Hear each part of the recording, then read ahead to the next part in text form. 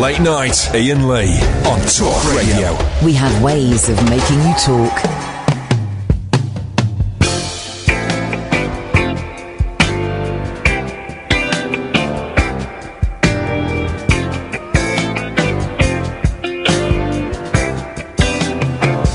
I was tired of my lady. We'd been together too long. Like a worn-out recording of a favorite song. So while she lay there sleeping, I read the paper in bed. And in the personal columns, there was this letter I read. If you like pina coladas and getting caught in the rain, if you're not into yoga, if you have half a brain, if you like making love at midnight in the dunes on the Cape, then I'm the love that you've looked for. Write to me and escape.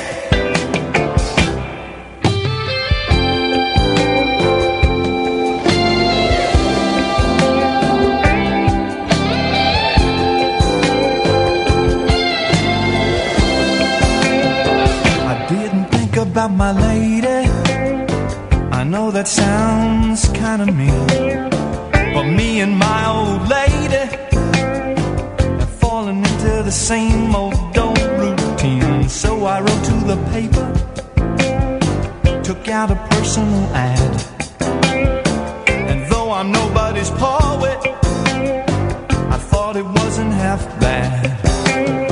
Yes, I like pina coladas.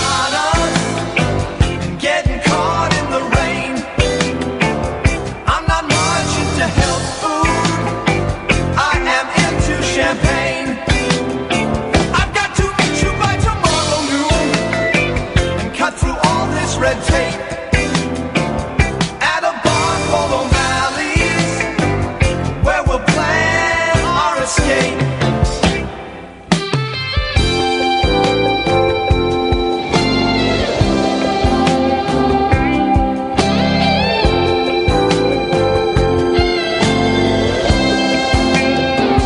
So I waited with high hopes, and she walked in the place.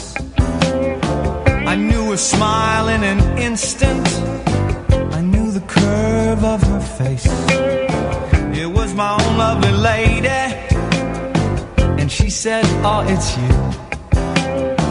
Then we laughed for a moment, and I said, I never knew that you like pina coladas and getting caught in the rain and the feel of the ocean, the taste of champagne. If you like making love at midnight in the dunes on the Cape, you're the lady I've looked for. Come with me and escape.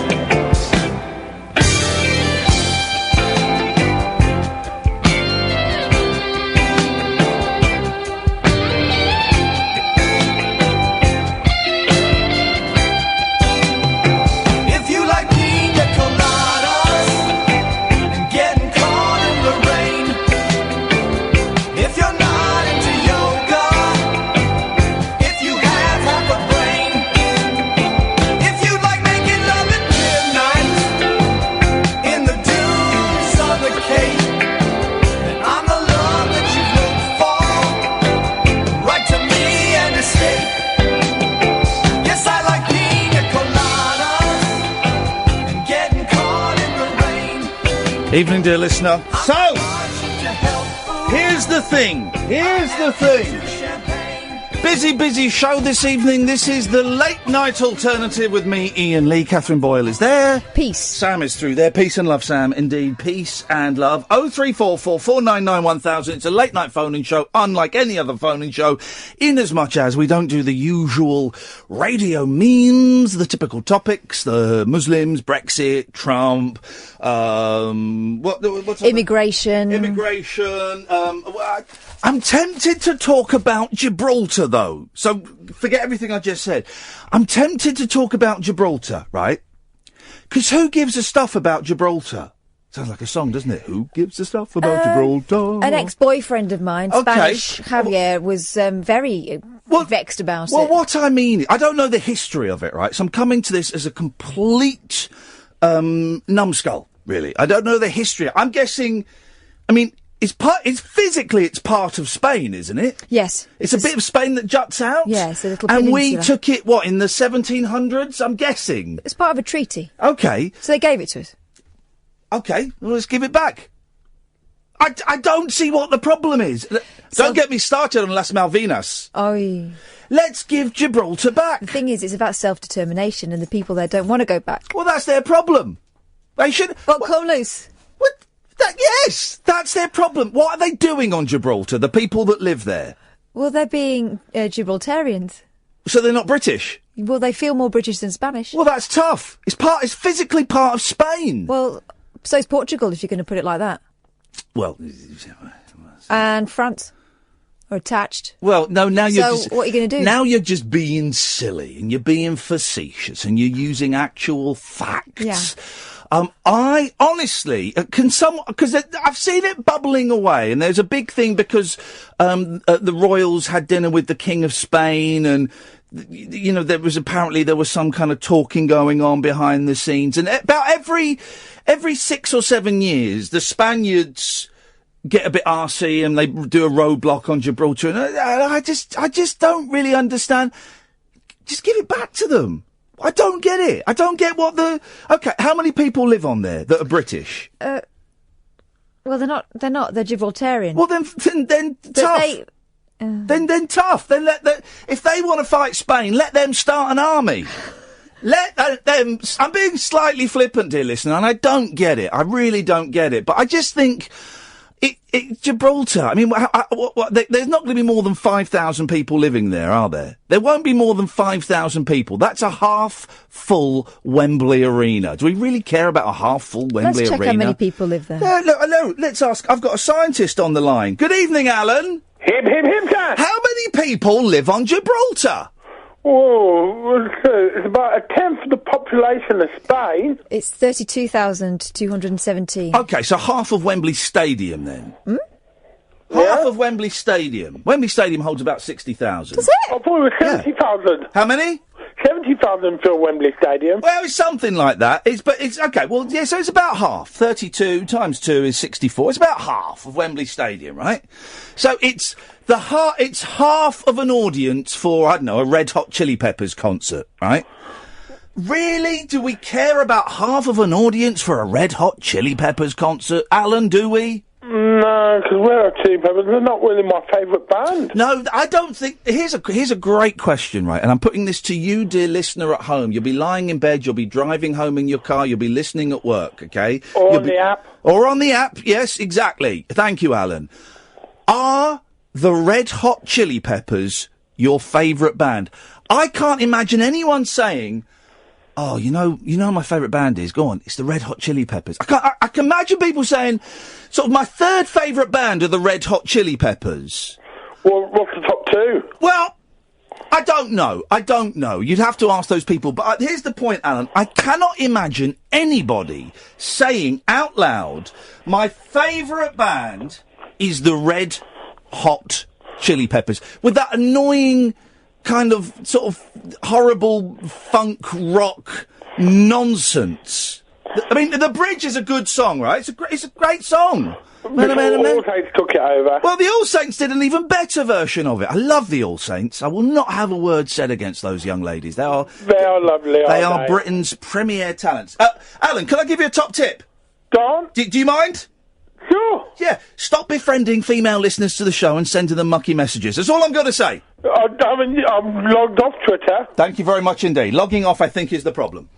No one's going to say... This is what we'll do tonight. This is the phone-in tonight. Who's your third favourite band? 0344 499 1000. Because the third favourite band... I think, doesn't get the attention it deserves. I know my third favourite band is the Bare Naked Ladies. Put my hand up straight away. Number 3 in my chart of favourite bands is the Bare Naked Ladies. And that is a strong third band to have. But third favourite bands are often bands that other people think are a bit of a joke or go, huh? What? Who's your third favourite band? Crowded House. Huh? Yeah. See, exactly. I love them. Isn't that funny? Sam, come on the microphone. Oh, you turn the microphone on. Who's your third favourite band? It's an exciting debut here. A band called Dead by April. Huh? Okay. You see what I mean? See, you can turn your microphone off now. That's it for a year. You see, I mean, the third favourite. This is what we're going to do. Tweet this out. Tweet. Start tweeting. I'm doing it. Tweet now. Go. Tonight's phone in is, who is your third favourite band? 0344 499 1000 and Gibraltar. Put hashtag Gibraltar, because that will get us more listeners. That's what we're talking about. But you can call us about anything you want. 0344 499 1000. You just heard Sam there, the newest member of the team. You'll get to speak to him. He'll take your name and number and give you a call straight back. This is the Late Night Alternative with me, Iain Lee, on Talk Radio. The wild man of late night radio is back. Iain Lee on Talk Radio. We have ways of making you talk. 0344 499 1000 is the telephone number. Your third favourite band, please. My sister has tweeted her third favourite band is New Order. Huh? Here's the thing. I'm guessing tonight. It's just a theory. Okay. But my theory is that whenever people tell us their third favourite band, we'll either laugh or go, huh? Here we go. I'll try. John has tweeted me his third favourite band. I'm going to say it to you, Catherine. John's third favourite band is Yes. Oh. There we go. You see, there's a third reaction. Oh. And Lee's third favourite band is Deacon Blue. Oh. Deacon Blue. 0344 499 1000. Two main topics tonight. Your third favourite band, please. And Gibraltar. Got some exciting news. 2 bits of exciting news. We'll let's get through these calls, and then we'll give them the double whammy of exciting news. Do I know the exciting news? Well, yeah. Am I in the exciting news? You're in one of the exciting newses. The other one, I'm flying solo. I'm excited about one of those. You can guess which. Tony! Ian, how are we doing? Tony, we are doing very, very well, thank you, Anthony. Of all the topics we could possibly discuss, the third favourite band is the most divisive I've heard from you at recent times. It's a great one, isn't it? This is going to split families up. Oh, it's going to lose friends in the worst case scenario. Now, I agree, third favourite band, it's got to be a controversial one. Yeah. The first and second have got to be serious. Yeah. The third is one that's got to be slightly provocative. Yeah. Someone may laugh at you. Now, okay, I'm going to fire this one at you. Iron Maiden. Huh? I've been to an Iron Maiden concert, and it was silly. Run to the hills, run for your life. Can I ask you a question? Can you name me another band that can combine both history and myth in the majority of their songs as the main content of their music? Yeah, I know. They're a strange band.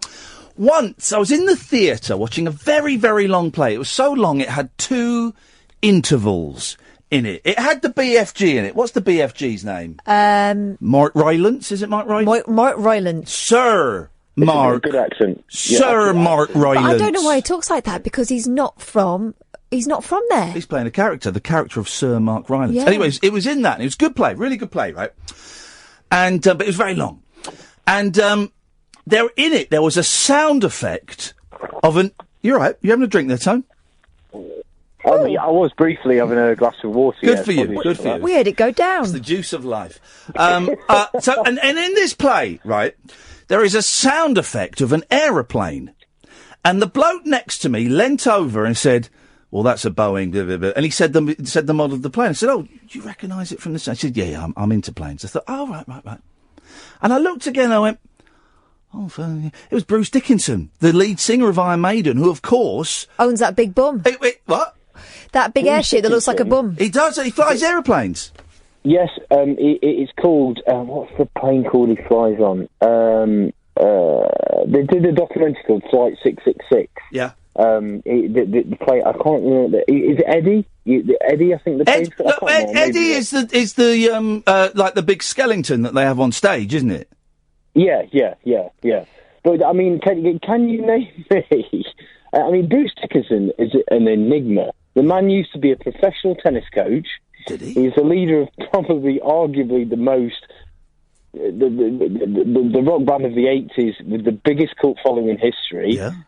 He's a qualified pilot. Yeah. This man is a genius. And he was very, very polite when I was sat next to him. He didn't rustle his sweet packets or anything like that. He did lean over and tell me what the plane was. Well, he's a little rock and roll. Yeah, but it was. When you can write a song about the charge of the Light Brigade, and write a song about the oppression of the American indigenous American Indians, then you're on something. Tony, and you're onto an original concept. Tony, thank you very much indeed. Let's go to Paul. Paul. Good evening, Ian. Good evening, Paul. My name's Paul. I'm from Aylesbury, and my third favourite band are Belle and Sebastian. and for me, Belle and Sebastian is the perfect third favourite band. A little bit fat, and I like Belle and Sebastian. I've seen them. I like them. I've interviewed a couple of them, but they're a little bit fey. There's a little bit. You don't really know anything about them. Don't know. You know. There's one of them called Stuart, and that's kind of it. That's a nice. Quality of life. They absolutely hit the spot, don't they? Oh yeah. I mean, they're great, but it's just like no one's ever going to go. Oh, my favourite band are Belle and Sebastian. I love. Have you got a Belle and Sebastian T-shirt, Paul? Now you're saying Bell End. No, I'm not. You said Bell End, Sebastian. No, there. never. Yes, you did. You tried to sneak that one through. That's outrageous. You tried to sneak that one through. You're the one that keeps saying it. You said Bell and Sebastian. Bell and Sebastian. That's what we're going to call them now. Have you got a Belle and Sebastian T-shirt? I'm not cool enough to rock any kind of rock band T-shirt, I'm afraid. So no. But we'll all be at home wigging out to Dog on Wheels or Lazy Line Painter. You're not wrong. There we go. You see, Paul. Thank you very much indeed. Cheers. We got there we go. Third. Sorry. I never said that. You snuck it through. You snuck a bell end in. If I'd have done that, I would have claimed it happily. You snuck a bell. I don't know. I'm saying it in Jimmy Savile's voice. I don't know. This is the problem. Savile is my go-to voice. Northern voice, especially if you're doing an impression of me. Jimmy Savile's starting his car. No. Stop it. Who does that routine? That's Eddie Large, isn't it? Eddie Large. Oh. Well, it was a great routine he did. What was it? He did celebrities starting their cars on a cold morning. Eddie Large. It was so funny. What was he did Bruce Forsyth. What? I can't remember what he was. Oh, I hope you saw that. I know what it was.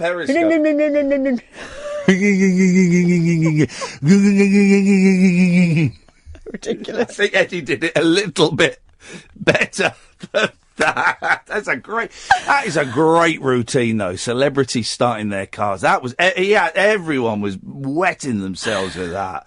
That was fun. 0344 499 1000 is the telephone number. We are asking your third favourite band and who gives a damn about Gibraltar. Now, on to the good news. Two bits of good news. First thing is, me and Kath, The Rabbit Hole, this little side project, What We Do, is going on tour. We're doing an actual tour. So far, we've only got 2 dates that are locked in, okay? And they are... Catherine? I don't know. You know I'm terrible with dates.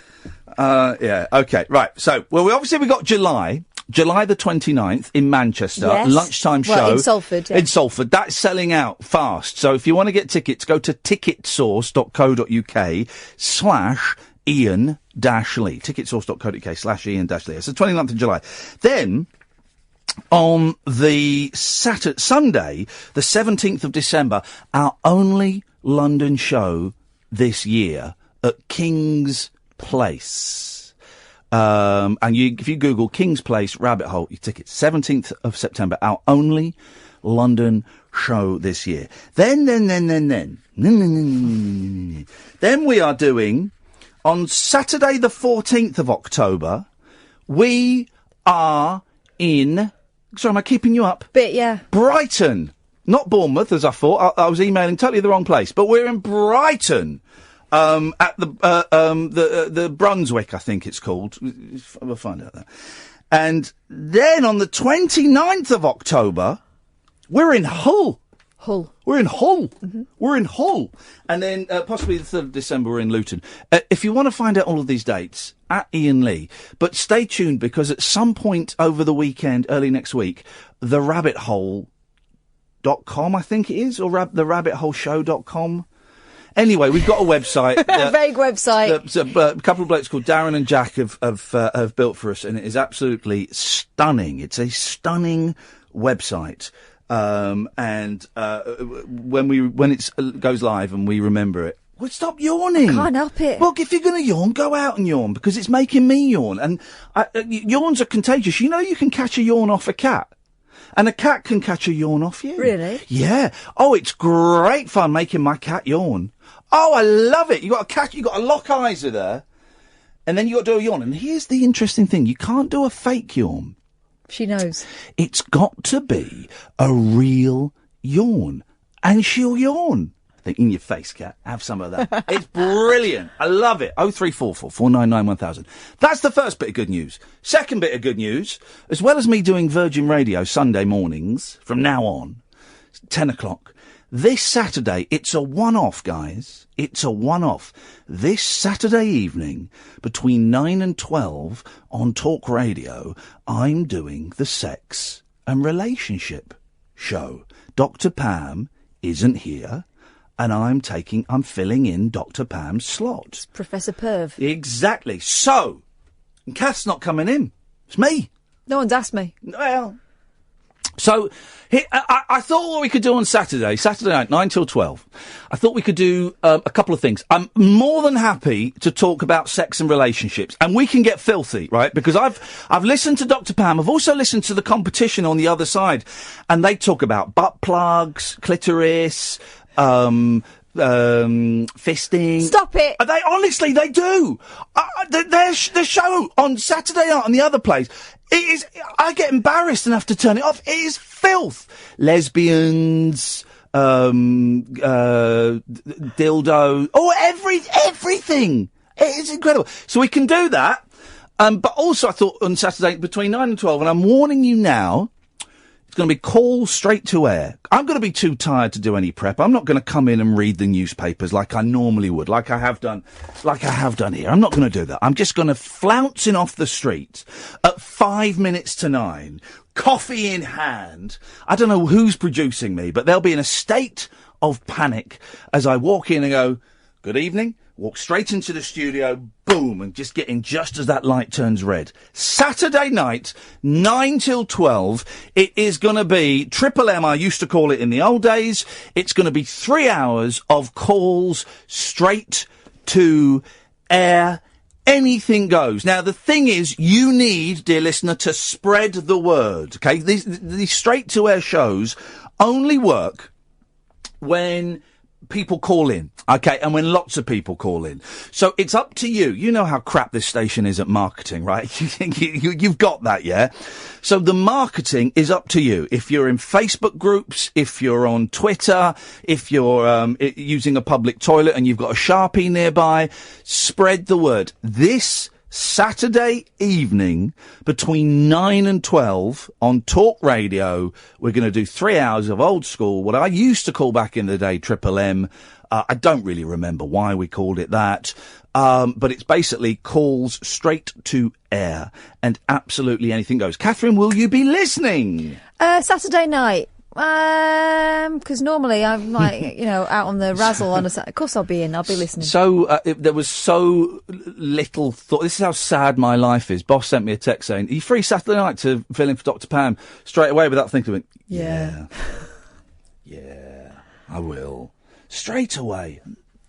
Saturday nights were never... Well, when I was 15, 16, 17, I guess they were a thing, but that thing soon passed quite quickly. And also, not having had a proper job for about over 20 years, society's hours have never really applied to me, you know. So Saturday night Makes no difference. It makes no difference, man. Right, onwards and upwards. Paul, stay there. Come to you in a second. 0344 499 1000 is the telephone number. This is the late night alternative with me, Iain Lee, her Catherine Boyle, on Talk Radio. Across the UK, online and on DAB. Late night, Iain Lee on Talk Radio. We have ways of making you talk. 0344 499 1000. Good evening, Paul. Hi, how you doing? I'm doing well. I've had a strange evening, Paul. A very strange evening. I will reveal some of it shortly. I got a bit stressed earlier on. Okay, well, notice I'm being quiet for a change and not interrupting. Well, you didn't need to say that. Okay.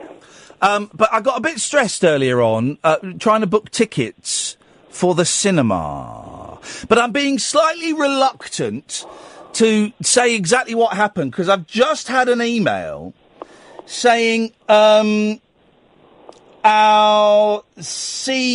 CEO of the company is going to call me tomorrow. What, the company of the place you're booking tickets for the cinema for? Yes. Okay, right. Yes, the CEO is going to call me tomorrow. So that's it instantly calmed me down ever so slightly. That's good customer service. Are you going to the Gerrard's Cross cinema by any chance? I'm not saying where or what the cinema is out of fairness to them. Okay. Anyway, Paul, what have you called in about? Okay, my third favourite band. Yes? Okay, it's funny, I don't think you should really list things in favourites. Of course you should. It's a fun thing. It's a fun thing to do. My third favourite band is Black Rebel Motorcycle Club. Well, good for you. They're a cracking third band. Yeah. Okay. Can I say that? Okay. I've never missed one of their London gigs ever. Well, hang on a minute. Yes, I'm homophobic, but I always make it to whenever. Well, hang on a minute then. So if they're your third favourite band and you never miss one of their gigs, well, that must mean that there are two bands ahead of them who you also do not miss their gigs. No, I don't. No, because there you go. That's not true. No, they sound like your first favourite band. Yeah. Okay, maybe they could be. I did because the phone in, Paul. With the greatest of respect, the phone in isn't who. Now you're interrupting. Sorry. The phone in isn't who's your first favourite band. No. So phone in is who is your third favourite band. Yeah, okay, and I would say they're my third. Well, but you go to all of their London concerts? I've been to every London concert, right. Yeah, but the other bands that are my two in front of them don't exist anymore. Okay, well, give me the names of the two favourite bands. The Beatles. Right. And the Beach Boys. Right, okay, so the Beach Boys do exist? Not really as a complete thing, do they? Okay, so you went to see the Beach Boys earlier this year, did you? At the Royal Festival, I've seen them at the Royal Festival Hall about 3 years ago. Okay, it was just the. So you didn't go to see your second favourite band earlier this year at the Royal Albert Hall? No, because I couldn't make it. But yet you go and see your third favourite band at every gig they do in London. I'm very confused with your priorities here, Paul. Okay. So that's the BRMC, isn't it? Thanks very much for calling, Paul. Okay. Let's go to John. Good evening, John. Hello? Hello, John? Hello, yes, speaking. Yes, I know. Oh, Ian? Yes, John? Yes, I wanted to know your views on this Brexit nonsense. What? I wanted to know your views on Brexit. What do you actually think on Brexit? Why? Well, I mean, you know, we should have people like yourselves in the media. Why? Well, we should have people like yourselves in the media giving their opinions. Why? Why? Why? Why should people in the media give their opinions? Well, I think it would be a good idea to air their opinions. Why? Well, so people can make their own minds up whether it's a good thing or a bad thing. But hang on a minute. So you want people in the media to share their opinions on something so that other people can make up their own opinions. Well, hang on. Whose opinion do I listen to as a member of the media to make up my opinion? Or am I just an opinion setter? No, you're not an opinion setter. I'm just saying, you should say, I think Brexit is a good thing because, or it's a bad thing because what do you think? And in the media, you have a very strong position because you can reach a lot of people. No. Of course you can. You can reach a lot of people. But why? Well, I mean, technically, yes. Realistically, tens of thousands. But I still don't understand why you want to hear my views on Brexit. What difference will that make? Won't make any difference to Brexit. I don't think there'll be many people going, well, Iain Lee thinks this, and that's the opposite of what I thought. But do you know what? Because I like that guy, I'm going to switch my opinion. Well, no, if you create a good case, then people could switch their opinion. But why should I? Well, I'm not asking you to switch an opinion. I'm just asking... No, but why should I make a good case? Well, you're in the media. Right, but again, that's irrelevant. Why should I make a good case for or against Brexit? Well, you're in the media, so obviously the media is important in... Well, so is Philip Schofield. Do you want Philip Schofield's opinion on Brexit? Well, yeah, I'd be welcome to hear his opinion. OK, what about Steve McFadden, who plays one of the Mitchell brothers? He's in the media. Do you want his opinion on Brexit? I'm welcome to hear any opinion on Brexit. Why are you so desperate to hear other people's opinions on Brexit? Are you struggling, John, to make up your opinion on it? No, I'm not struggling at all. But then, why do you need to hear other people's opinions? I think I know why. Why is that? Because one of two reasons. One, if the person you're listening to puts forward an opinion you agree with, you feel warm and safe and comfortable because you are listening to someone who has a similar opinion to you. Secondly, if the person you are listening to in the media has a different opinion on Brexit, that allows you to feel a righteous anger. Well, I don't have any righteous anger. We all love righteous anger. Where we feel that we are right and the other person is wrong. Everybody loves it. It's a human basic. But I like to listen to other people's opinions. But why mine? Why mine? You don't want to know my opinion on Brexit. Well, I think... I don't want to know yours. No, I think you're a good presenter. I think you do a good show. Yes. And I'd just like to know your opinion on Brexit. What difference would that make in our relationship? Well, probably not a hell of a lot, but I'd just like to know where you stand on Brexit, that's all. But why? Here's the point I'm trying to get to, John. Why do you, John in Limehouse, want to hear Ian from Windsor's opinion on Brexit? What difference will it make to your life? Well, it won't make any difference to my life. Of course it won't. So you're nosy? No, I'm just interested, that's all. That's all it is. I'm interested to know what your opinion is, that's all. I'm not nosy, no. I'm not trying to be picky or anything like that. I'd just like to know, that's all. I'm not going to tell you. Okay. Not a problem. That's okay. I love your show, by the way. I think you're great. Thank you, John. I really do. You're a good sport. Thank you, mate. Cheers. Take care. All the best. Thank you. That was a nice call. I enjoyed that. I hope John enjoyed that. He's a good sport. Thank you, John. But it's interesting, isn't it? Why... I'm getting old. I felt bad at the end of that. I'm getting old. It's because he ended it politely, rather. No, it's just because he was, even I felt I was haranguing him a little bit. But I'm genuinely, I'm getting old. Like I've developed a conscience. This will never work in this line of business. A conscience of a phone-in radio host. No. I'm supposed to point the finger and laugh at people. That's what I'm supposed to do. But it's funny, isn't it? I don't. It's like. First time I discovered that one of my friends at school smoked. I remember going out and he brought out a packet of fags. And he went, "Do you want one?" I went, "No." And I felt really disappointed that he smoked. I thought, oh, Malcolm smokes. And I felt a little bit different about him. And that would be the same. Imagine, I don't really look up to anybody in the media. Okay, imagine if imagine if Paul McCartney, right, who I've got a lot of time for, came on the radio and went, I think personally that Donald Trump getting in is really great news for America and stuff. I think, I don't like that. But I still like Paul McCartney records. I don't know why it's important to know a celebrity's or someone in the media's opinion. I wish people would stop asking Morrissey things. Yeah, I know.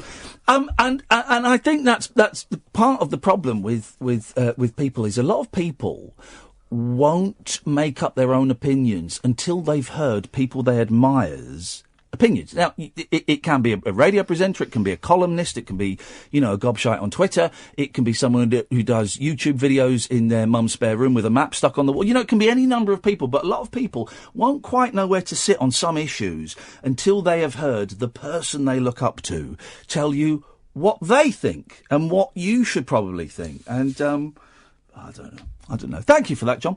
0344 499 1000 is the telephone number if you want to give us a call. This is the Late Night Alternative on Talk Radio. The radio show for people who know the best part of the day is the night. Late Night Iain Lee on Talk Radio.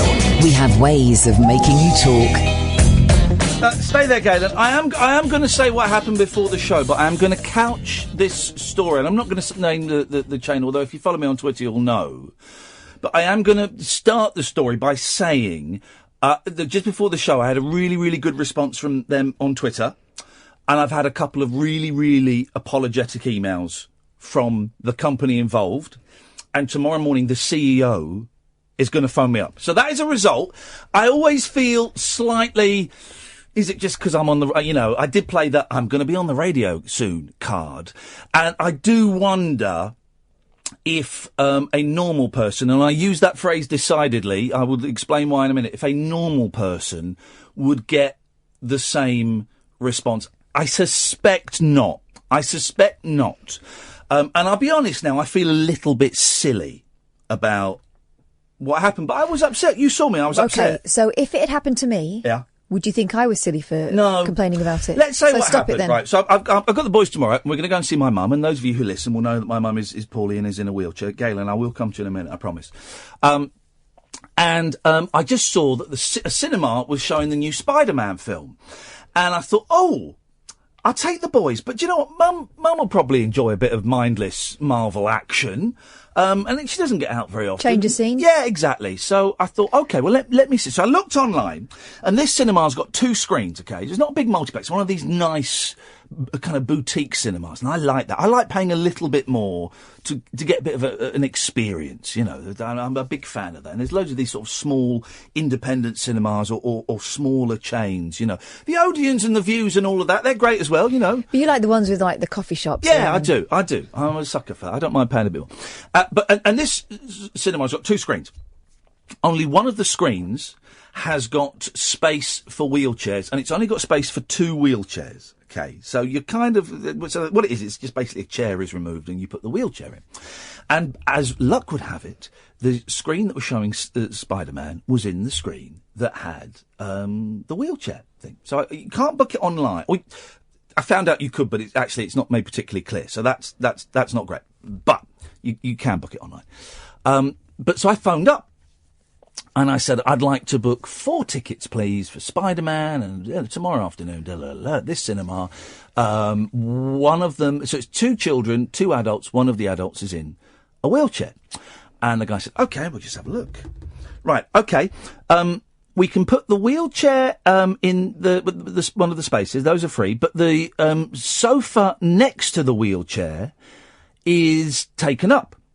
So what we can do is we can put the wheelchair in the back row, and then the 3 of you can sit in the row in front. And I went, and I said to him, can I think about that for a minute? And I put the phone away, and I think I might have sworn, Catherine, to you. And I'm ashamed to say, I considered it for about a minute. Mum sat at the back. Now, bearing in mind, Mum, she kind of needs a bit of attention, and quite often she'll fall forward in her seat. So she needs someone to kind of just go, you're right. Sometimes she needs the blanks filled in a bit as well as to who is who and stuff like that. It's kind of an interactive experience taking Mum out to see a show or something. And so I went back and I said, no, I'm not going to do that. But I cannot believe that you have your system allows the seats next to the wheelchair seats to be booked by people who aren't with a wheelchair. He said, well, I'm really sorry, sir, but those seats have been booked by some normal people. And I missed that to start with. I started saying something else, and I went, sorry, hang on. Did you say some normal people? And this guy, fair play to him, he instantly went, oh, no, I didn't mean it like that. And he kept very calm. I didn't mean to cause offence, sir. I just meant they were booked by, and I said, some normal people. He said, no, I didn't mean to cause offence. What I meant was, well, no, what you meant was, I know what you meant, but you said normal people, the implication being that my mum in a wheelchair is not a normal person. And I know what you meant, but you're really lucky that you're saying this to me, not someone who is perhaps a bit more militant about language. Or someone who is in a wheelchair. Yeah. And he said, I said, I'm not going to book the 3 tickets, but I would like to make a complaint. I'd like to complain about 2 things, please. He said, how? He said, well, there's 2 ways to complain. You can report the complaint to me, or you can email. I said, I'll do both. He said, OK, what's the first complaint? I said, I think that it is unacceptable that you would sell the tickets for able-bodied people, that you sell those seats that are next to the wheelchair spaces when they're not sat with people who have wheelchairs. I can understand that, you know, if the cinema is sold out and you've only got those 2 seats left and no one has booked the wheelchair seats, OK, fine. But this is the thing. We looked at the screen map. Oh. And it was kind of empty. It's empty in the middle. And I said that, and he said, OK, what's the second thing you want to complain about? And I said this. I remember I called him man. I said, man, I feel really bad doing this, but I want to complain about you saying normal people. And he said, I'm really sorry. I said, I know you're sorry, and I don't want to get you into trouble, but I have to complain about it because that is an unacceptable thing. And I was really calm. I was on my bestest behaviour. And I think I may have even chuckled a bit because it was so ridiculous. I said, but you cannot say that, you know, and that could really upset someone. I'm upset a bit, but that could really upset someone. If my mum had heard that, that would have, you know, to be considered not. And I know what he meant. So we took the complaint, and I emailed the complaint, and then I had a hissy fit on Twitter, and was atting this cinema. And fair play, and people piled in as people do on Twitter, and now I feel a bit embarrassed about the whole thing. And they replied eventually, just before the show started, and I've had lovely apologetic email, and I'm going to speak to the CEO tomorrow morning at 11:30.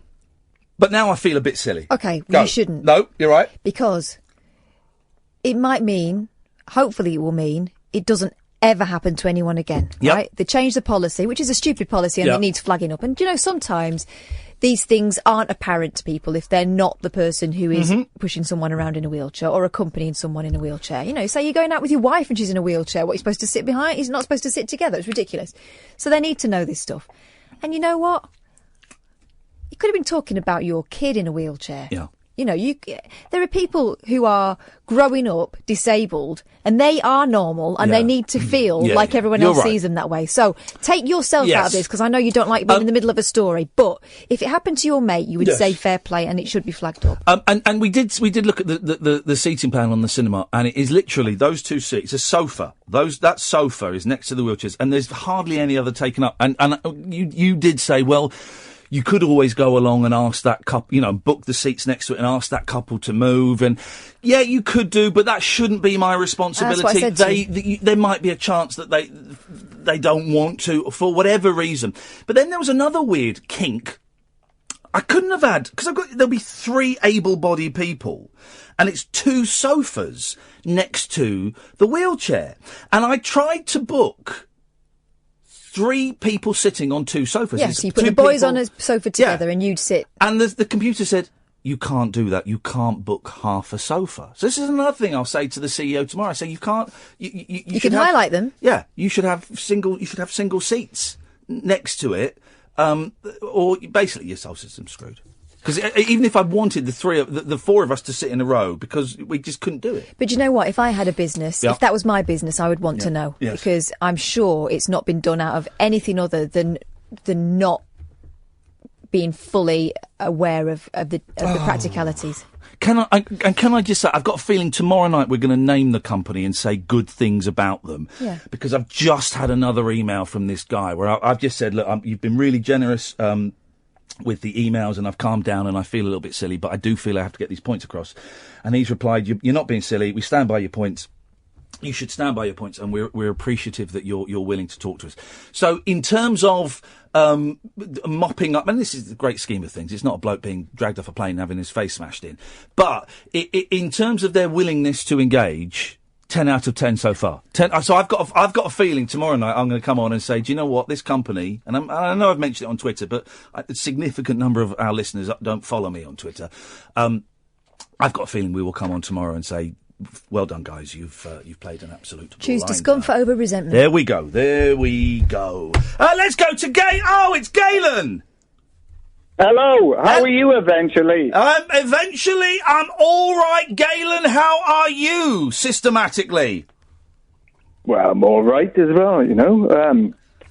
I have stories to tell about that, actually, because I worked with people with learning difficulties 20 years ago, actually. So I do know the situations which I never treat anybody different in life. I don't care where they're from. Yep. Whatever. All equally, you know. So I've seen it a hell of a lot myself. There's a better film out as well, I think. The new Planet of the Apes might be better. Oh, I don't know. I've got a feeling that might be a bit scary for my kids. Because they're 7 and 5, I think. Possibly. But here's the thing: I've not enjoyed any of the other Planet of the Apes films. I thought they've all been a bit silly.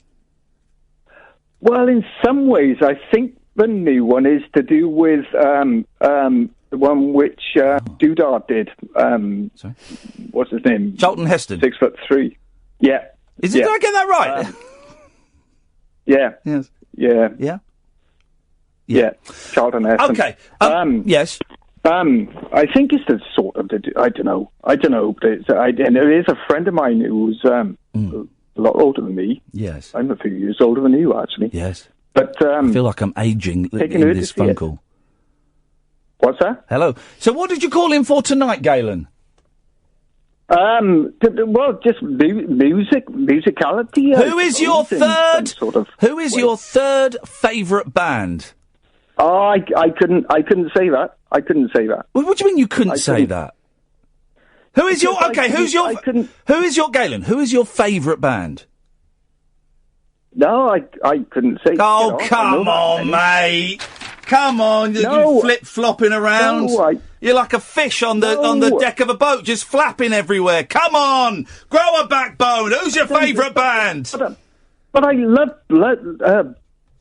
blues, jazz, trad, and stuff I write myself. So give us your favourite band, Galen. Sorry? I'll give you my favourite band. I'll show you mine if you show me yours. Well, I don't know. Top 3 I'd stick up there. I wouldn't even stick Tom Waits up there, actually. Tom Waits. I've got to stop. I've got no. Sorry, and mate, I've got to be specific. I'm not talking about solo artists. I'm talking about bands. No, I know. Yeah, I know. Yeah. Apart from that, then Nirvana. Number 1. No, these aren't. Yeah, you've got to put a number. You've got. I'd stick the band up there, actually. The band with Robbie Robertson, number 2.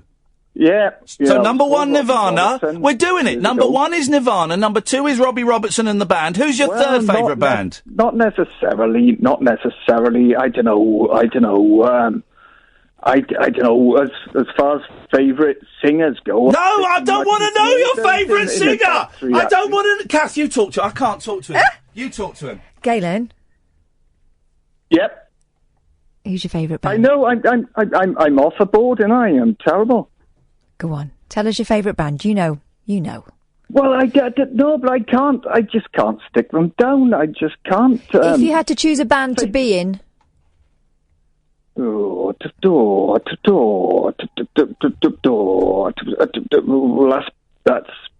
pushing it. That's a long question. I'm not going to mention the Stones anyway. And can we get a clip of that? Do your thinking noise again, please, Galen.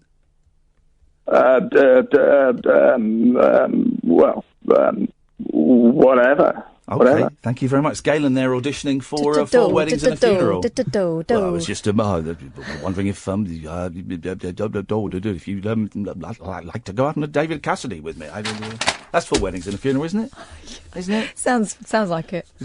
Can we get a clip of that during the news? That's going to be my hotkey. That's our thinking sound. Galen's thinking sound. Oh, I'm having fun tonight. By the way, I can see on Twitter and on the text we're getting loads of new listeners because there's somebody sitting in on the other place. I love it. I love it when somebody else sits in at the other place because it means we got a chance to grab people over here. So we've got Puzzle and the screen's gone, so I can't see. But we've got loads and loads of new people listening. Trust me, guys, this is a phone-in radio show like what you haven't heard since the late 90s. Anything goes. 0344 499 1000. Tonight we're talking about your third favourite band. We're talking about cinemas and we're kind of talking about Gibraltar, although no one's been able to sell it to me. This is Talk Radio. Talk Radio. Ah, dear listener, it's a busy, busy night. 0344 499 1000. And don't worry, I'm going to say to the boss as well tomorrow, final word on this, I don't want that bloke to get in trouble. That's not the point of it. I don't want him to get told off and get into trouble, but maybe just, This is Talk Radio. Late night, Iain Lee on Talk Radio. We have ways of making you talk.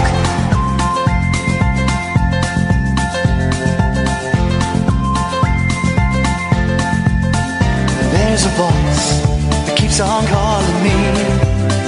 Down the road, it's where I'll always be. Every stop I make a new friend. Can't stay for long, just turn around and I'm gone again. Maybe tomorrow I'll wanna settle down. Until tomorrow I'll just keep moving on. Down this road that never seems to end. When new adventure lies just around the bend. So if you wanna join me for a while, just grab your hat, come travel light, that's old style. Maybe tomorrow I'll wanna settle down.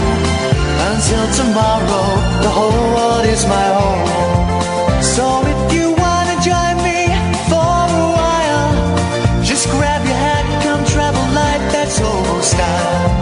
Maybe tomorrow I'll wanna settle down. Until tomorrow I'll just keep moving on.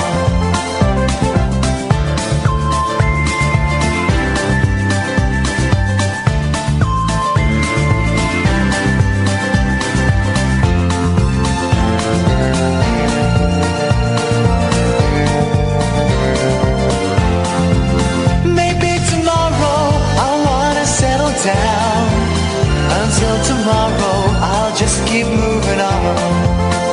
There's a world that's waiting to unfold, a brand new tale no one has ever told. We've journeyed far but you know it won't be long. We're almost there and we paid our fare with a hobo song. Maybe tomorrow I'll wanna settle down. Until tomorrow I'll just keep moving on. So if you wanna join me for a while, just grab your hat, come travel light, that's hobo style. Maybe tomorrow I'll find what I call home. Until tomorrow, you know I'm free to roam. But yes, I will say to the gentleman, I don't want that young lad to get into trouble because I knew what he meant, but I just you can't say that. No, and I will say. I don't think he'll forget that phone call. Oh, no. 0344. Let's hang on a minute. You're all right. What's the matter? I want to get. It just feels a little bit flat, so I want to play some music behind so that people think it's actually fun. A better show than it is. We've got all these listeners from the other place, defectors, because they're used to listening.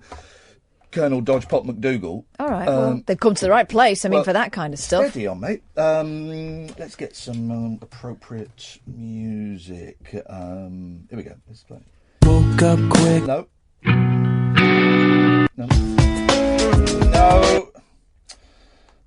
Come on, Iain. No. Take out the dance, Whoa! Steady easy, on, Tiger. Steady on, MC5. Flipping heck, that's outrageous. There we go. Look at there. That's it. Oh dear, the MC5 gave me a blooming heart attack.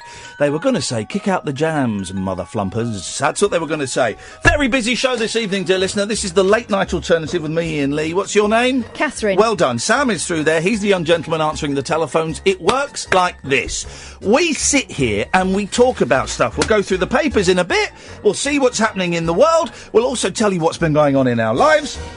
You are welcome at any point to pick up the phone and talk about any of the things that we have spoken about on air, or if you think there is something more important that we have completely missed, and by important it can be, nuclear war, or it can be the fact that you stubbed your toe this morning. I don't think we've missed nuclear war, but how would we know? Well, hang on a minute. Korea is testing intercontinental ballistic missiles. So, and Trump has said, we're going to fight those guys with very, very strong men, or something. He also said, she's in great shape, yes. Beautiful. Yeah, well, she's a fit lady, and he's just commenting on that. Like, it's his job, isn't it? You Leader of the free world. girls don't like compliments. But what I'm saying is, you can phone in about anything. Be prepared to be challenged. This isn't, again, we got people from the other side who are used to, the people spout their views and then they get cut off and they go, well, that's a great call, thanks very much, and move on. You'll be challenged. Like John, who wanted to know what my views were on Brexit. He didn't want to know, really. He wanted to tell you his. Yeah. Oh, but was that it? Yeah. I didn't want to know what his were. Well, no, that's... 03, the way this works, tricky. Dead simple. It's a really cheap number. For most of you, it'll be free because it'll be included in your packages. This is the phone number, right? 0344 499 1000. 0344 499 1000. You phone up, you speak to Sam, who's it's day 3 or 4 for Sam, and he's admirable so far. I would give him 7 out of 30, which is a great score. You know I'm a harsh scorer. And he'll take your name and number, and he will call you back. Okay, so and then you come on 0344 499 1000. Let's go to Terry. Good evening, Terry. Hello, Ian. How are you doing? I'm very well, Terry. What you got for us? It's completely unrelated to what you're speaking about. Perfect. Love it. Yeah. Love it. It's just it's like kind of a thought. Okay, let's hear your... Something I just want to, Is it a brain fart? No, it's just like, I think, you're allowed to kind of come on here and just kind of come up with things, aren't you? Is this Bob Mortimer? Because I read somewhere, right, this is true, I read somewhere that Bob Mortimer's been calling this show. What? This is what I read. I read it somewhere. As if that would happen. No, honestly, I read it. Bob Mortimer, right? And I know Bob Mortimer a little bit. So I sent him a text and said, Bob, I'm reading on this thing. You've been phoning my show, have you? And he replied, no, of course not. I'd tell you. Busy man. I'd tell you if I was. I was like, all right.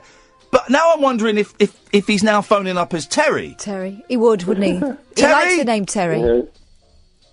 Huh? All right, Bob. Are you Bob Mortimer? No, I wish I was. No. Can we call you Bob? Yeah, you can call me Bob. Yeah. All right, Bob. What you got? Can we change the name on the screen, Sam, to Bob? Thank you. Bob Mortimer. To Bob Mortimer. Yeah. Bob, what you got for us? Right. This is weird, but right.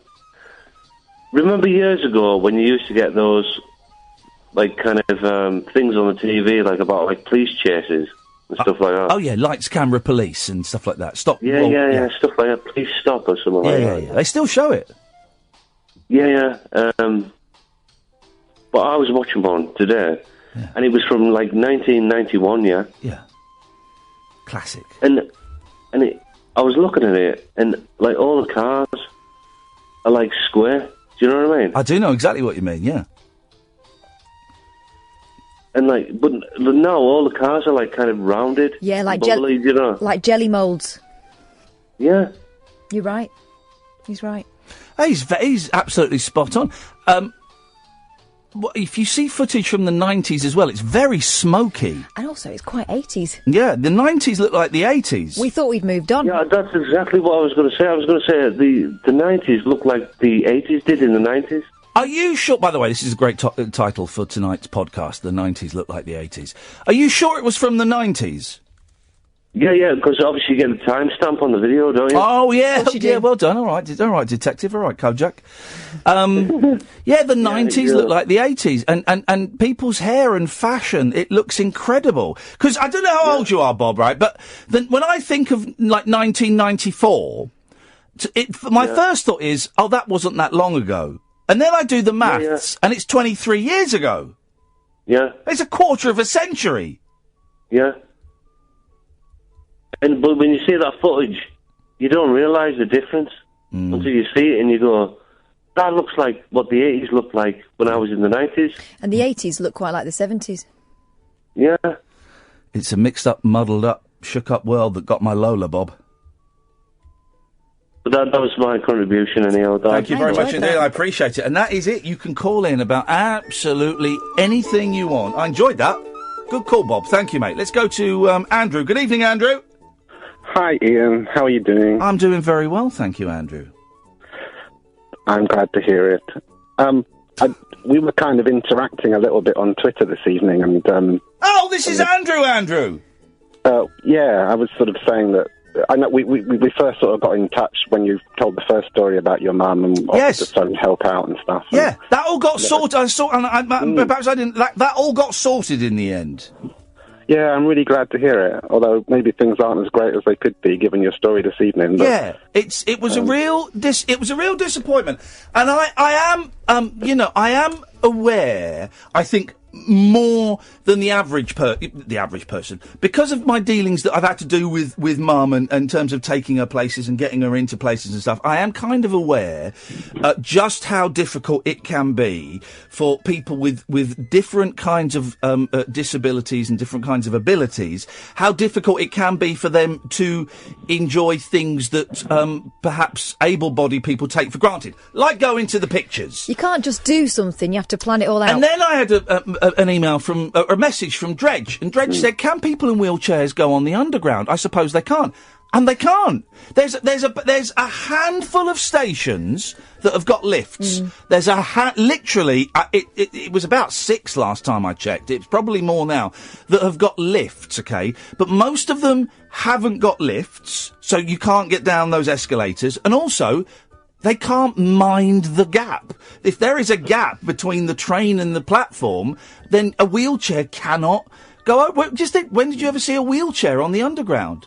Never. Well, it's true. A friend of mine said that he uses a wheelchair. He was first able to travel during the 2012 Olympics, but then as soon as that was over, they removed all the accessibility for him straight away. Did they really? Oh, no! Yeah, oh, no, once the eyes of the world. And I'm lucky. I don't bring my mum into central London. I don't really do it much now anyway, because she's even worse than she was. But I'm lucky that when I have brought her into central London, I've always been able to go in the car, and she has a blue badge, so we can generally find some parking on a street somewhere near the venue that we're going to, because it's normally for a meal or to see a play or something like that. And I've got to, here we go, because we're knocking stuff. Nearly every West End theatre that I have, every West End theatre that I have been to with my mum, and bearing in mind these are really old buildings that were not designed for people in wheelchairs, right? I'll tell you a story about theatre in a minute. Oh, please do. But I just want to say, my experience, and I've taken her about half a dozen times to West End theatres, those people could not be more attentive to my mum, and then secondly to me. That they come and they generally you have to go in through a really grubby side entrance, which they apologise about, but they move everyone out of the way. They get you in. I remember once one theatre we went to see the Four Seasons Jersey Boys, and the wheelchair seats were in a box. We got a box, and as a carer, I got half-price tickets. And during the interval, a young lady came in and said, "Well, now, can we get you any drinks or refresh?" It was wonderful. So go on, give us your story, Andrew. Well, I was just wanting, if you'll forgive me, just start by saying I'm autistic, and it took me quite a lot of anxiety to sort of work up to making this call, but I'd like to sort of say thank you to a few people on Twitter that encouraged me to make it. So I saw you saying that, and I wasn't going to be one of those people that said, "Come on, Andrew, you can do it," because I didn't want to put any undue pressure. But I just have to say, we get people. You know, we have Jerry who phones up a lot with Parkinson's. We get people with speech impediments and stammers and all kinds of things. Everybody is welcome here, whatever, because I know that if my mum phoned up, some people would find it hard for her to understand her. So everybody is welcome on this show. We've got 3 hours, and if it takes 3 hours to work out what someone is saying, we'll do it. We will do it, Andrew, because I want everyone to feel that, Jerry, for example, I've got such a soft spot for Jerry, such a great call. I mean, he's an idiot sometimes, but I know that he gets turned away from other shows on other stations and other shows on this station, and again, that's discrimination. We're lucky that we've got the time and the space to allow people to. I mean, if he's talking rubbish, I'll cut him off. He's not getting special treatment. But anyway, I'm glad you called in, Andrew. So go on. Well, thank you very much. I appreciate it. I guess the thing for me was that. I'll tell you the theatre story in a second, but I guess the thing for me was that accessibility, it isn't just about physical accessibility, as you would have seen with your mum. It's that people think if they put a ramp in, they've done their job. Yeah, yes. But there's so much more than that. The wheelchair space might be, I don't know, the one that's right near the screen, and they forget that person has to crick their neck the whole time just to watch it. Yeah. Or as you found out, it might be that they sell the seats next to it for the person. The person who's the carer or the family member, and it goes well beyond just putting a ramp in. And then I suppose there's that thing about this that, I'm sure the guy that said the word normal people would be devastated at what he said. But it's that kind of easy, casual use of language that kind of belies and betrays a way of thinking that's still out there, that disabled people are somehow different. I like this phrase that I'm different, not less.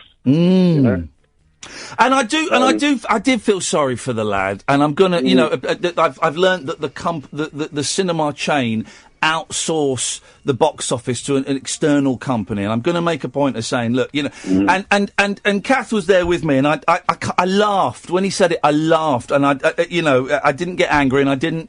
It would have been very easy to kind of rise up and shout at him, and you shouldn't bloody say that. I kind of laughed and went, man, you cannot say that, and you're kind of lucky you're saying it to me, because I'm offended, but I'm not gonna lose sleep over it, and I'm not gonna go to bed crying. But it's someone else might. Training, not punishment, isn't it? Really, training and understanding. You're absolutely right. That's what it is about, and I mean, arguably, it's not fair putting him in that position. Yeah. Putting him on the phones, dealing with that sort of stuff, if he's not equipped to, Yeah.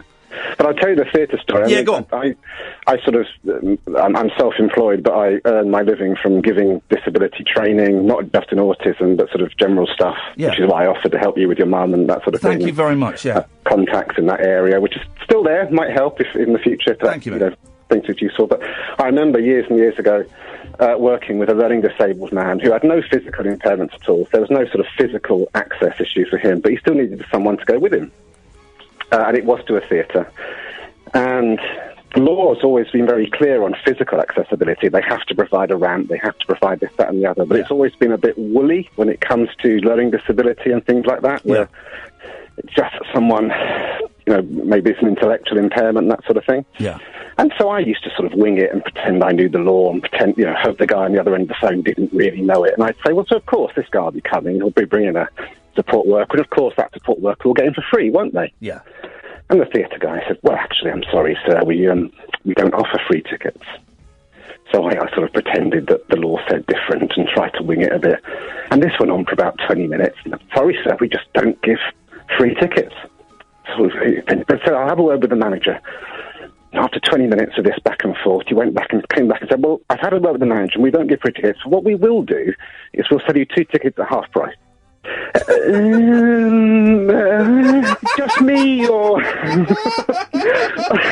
Oh, that's delicious. That's brilliant. What a great way of saving they really face. Couldn't see. Well, it is. They're not giving you a free... You're not getting a free ticket, but that's a lovely way of saving face. I kind of respect that. Wasn't that great? It is. It took about 20 minutes to get there, but, there we go. Oh, well. Got it in the Andrew, end. how does the first phone call feel? Well, I'm sort of shaking a bit. Yeah. That's just the way it is, I guess. Yeah, with but you did it, man. autism, and thank you so much. Well, hang on, you say lovely. it's your Thank autism, you. and your autism may be accentuating it, but I also think that a lot of other callers who don't have autism, the shaking is quite a common thing. When I phoned up radio station, I texted a radio station last night. That was very naughty, and they read it out, and it was ridiculous. But I've phoned up radio stations, and I get the shakes, so that's quite common. Me too. Oh, But I'm glad you called, Andrew, and I hope we get to speak again, mate. Well, it's nice to talk to you. Thank you, Ian. Thank you very much. Okay. Bye, Andrew. bye, bye, bye. What a nice man. 0344 499 1000. Dom, Lindsay, Cleo, stay there. Come to you after this. The wild man of late night radio is back. Iain Lee on Talk Radio. We have ways of making you talk. Good evening, Lindsay. Hi. Hiya. Hiya. Hiya. Hi, Lindsay. Hi. How you doing? I'm alright. I wish I could fly way up to the sky, but I can't. You can? I can't. Oh, I can do a good Orville impression. When? Oh, that. Ignore her, Lindsay. She's in a foul mood this evening. What have you got for us, Lindsay? I don't know. What do you want to know about? So, I've been told by the taxi driver Yes. to tell you my favourite band. Hang on a minute. You've been called by the taxi driver. My autism. Okay. Sorry. Are you going to talk about drinking? You've been called by the taxi driver to tell us your fifth favourite band. My taxi driver has told me to ring you and tell me about my third favourite Your band. third? But also, Yes. I've heard you talk about autism. Yes. And therefore I've got something to say about that as well. Okie dokie. And where are you getting a taxi from and to? From Sheffield to Penistone. And what have you been doing this evening, Lindsay? I've been out on a work do. Yes. Dressing up as A sexy nurse. South Park. Sorry? So yeah, it was a work do like a booze up. No, it was a booze up, yeah. And it was like it's a HSBC thing, and you have to find the next pub that you're going to. So you've been on a pub crawl. You've been a treasure hunt. Let's have a guess. I've been on a pub crawl, but in fancy dress. Right, Yeah. Lindsay, are you dressed as Mr. Hankey? No, I'm dressed as Wendy that no one ever knows, but it's the only female thing on... Never seen South Park. So, Oh, hang on, let me think. Never seen... Oh, Wendy's one of the little So I girls. was a bit of a div. I had to get the train from Penistone to Sheffield looking like an absolute idiot. You've shown it to me. It means nothing to me. So you got a pink beret on and a purple... Yes, exactly. A pink beret and a purple... And this is the HSBC, you say, using our money to fund your booze hunt. Shut up. I shouldn't have said that. There we go. No, Well, go on, Lindsay. Who? We have to pay So for is your cab driver listening to Talk Radio? No, it is. Yeah, it was. I made him turn it off because it's a... Well, good for him. Well done, but Mr. yeah, Taxi it wasn't- Driver. We have to pay for it. It's not an HSBC Okay. funded thing. Okie dokie. Boy, you're going to feel rough in the morning. Are you working tomorrow? Don't get me sacked. Are you working tomorrow, Lindsay? I am, yes, You're I going to am. feel yes. rough as arseholes. No, I am. Lindsay, so who is your third favourite band? Well, I'm thinking Stereophonics. Yeah, that sounds about right. Because they're a bit rubbish, aren't they? Well, they're all right. Exactly, they're all Just right. all right, They're yeah. all right. They're all right, yeah. They're all right. And you wanted to talk about autism. Well, only because you've been talking about it, Yes. and my stepson is autistic. Okay. I don't know. Only because he is, and I don't know. Ask me some questions. Well, I don't know what you want to say about him. Nothing. It was just you were talking about it, and I was like, oh yeah. He's. You say he's your stepson. How long have you been his stepmum? About 3-4 years. And how's that going? How's the autism to one side? How's that going as a child-parent relationship? How old is he? Really good. I mean, as far as it can. Yeah. Really good. But you've got to understand the differences with autistic kids, and as good as he can. Okay. Well, Lindsay, that's all we can hope for in this day and age. Yeah, exactly. Yay! Yeah. Go home and have a coffee and drink loads of water. Thank you, I will. Cheers, my dears. Ta-ta. The Stereophonics are a terrible band. I mean... They are a terrible... Bland. Oh, the Bland Band. The Bland Band, starring the Stereophonics. Good evening, Dom. Did the lady say she was from a place called Penistone? Yes. Yes. Do you know that's spelled Penis Town, yeah. Oh, come on. No, I love that. Anyway, listen, I'm asking for a friend. Cheddar cheese or feta cheese? Cheddar. What were you using it on? Really? It's irrelevant. It's cheddar. You know, it's perverts like you that make me sick. Oh, dear God. Well, thank you. And then he's hung up there. Cleo! Cleo's tickling himself. That was a good call. There we go. How are you doing? I'm all right. Are you in the same room as your phone? Yes. Okay. It's not happening again, that echoey thing, is it? Huh? It's happening again. You sound like an old record. Don't know what it is. I might be trapped in the 40s. Listen to him. It's like those recordings of dead people. Well, I'll try and get this out, even though the quality is bad. Okay. Could you talk terribly like that? Hello. My third favourite band indeed, is Dire Straits. That works. Shame about the band, though, hey? The reason being, I find it difficult to, pin my favourite band down. It's like a tussle between Queen and the Beatles. Oh. Hang on, you say your favourite band? Yeah. I'm not interested in your favourite band. No. He said Dire Straits is his third. Right, Dire Straits, that's fine. Well, don't tell us about the other two. It's Cleo, of course he's going to tell you about the other two. I'm not interested in the other two. The phone-in is your third favourite band. I was going to tell you about all 100 of them. Here's the thing, everyone thinks everyone else is interested in the things that they're interested in, and no one is. It's like telling somebody your dream. Nobody cares apart from you. I told you my dream. You don't want to know about my dream. Bad. I'm going to cut you off. There we go. Even by his standards, that was pee poor. Pee poor. You're very harsh tonight. Well, I'm harsh but fair. Well. Harsh but fair. Well. 034, saying that, I got rid of all the calls now. 03444991000, the late night alternative with me, Iain Lee, on Talk Radio. Across the UK, online and on DAB. Late night, Iain Lee, on Talk Radio. We have ways of making you talk. Just getting geeky and boring for a bit. My sister lives in New Zealand, right? And so, as a kind thing, I bought her an old 60s record player. I couldn't find a dance set, but I found an old 60s record player that works. But it's based in America. It's based in good old America, right?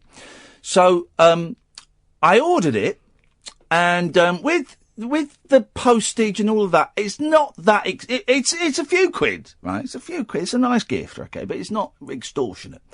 So I've ordered this old 60s record player from America to be sent over to New Zealand.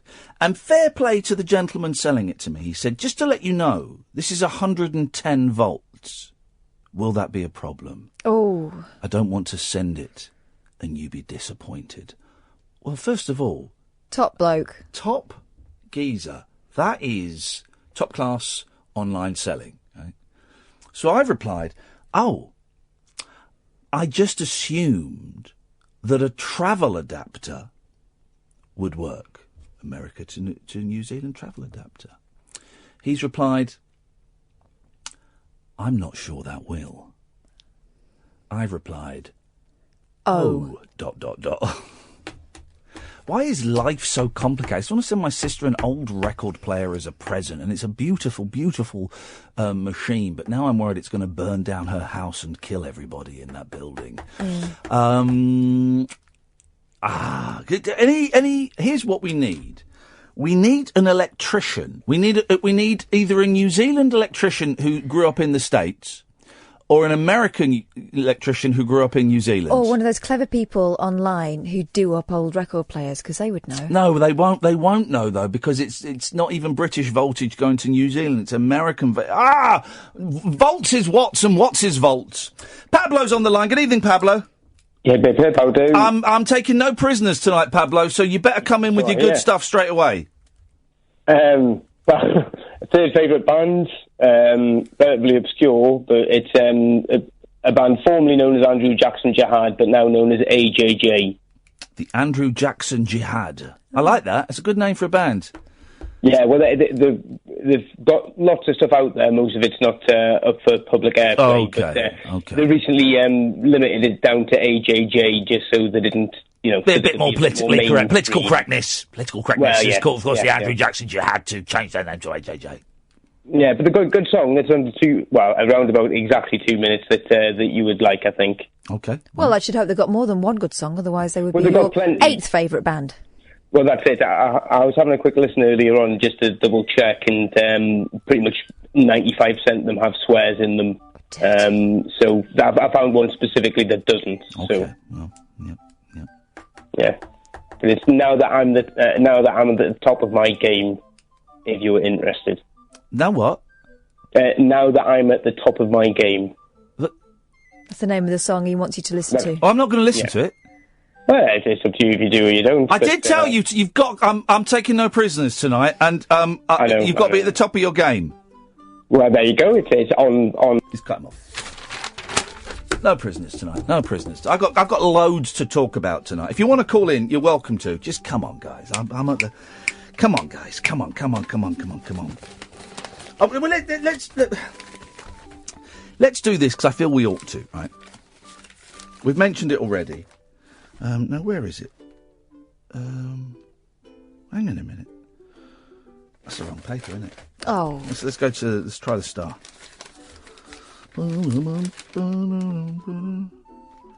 No. What day is it today? Thursday. I've written in here. Hang on a minute.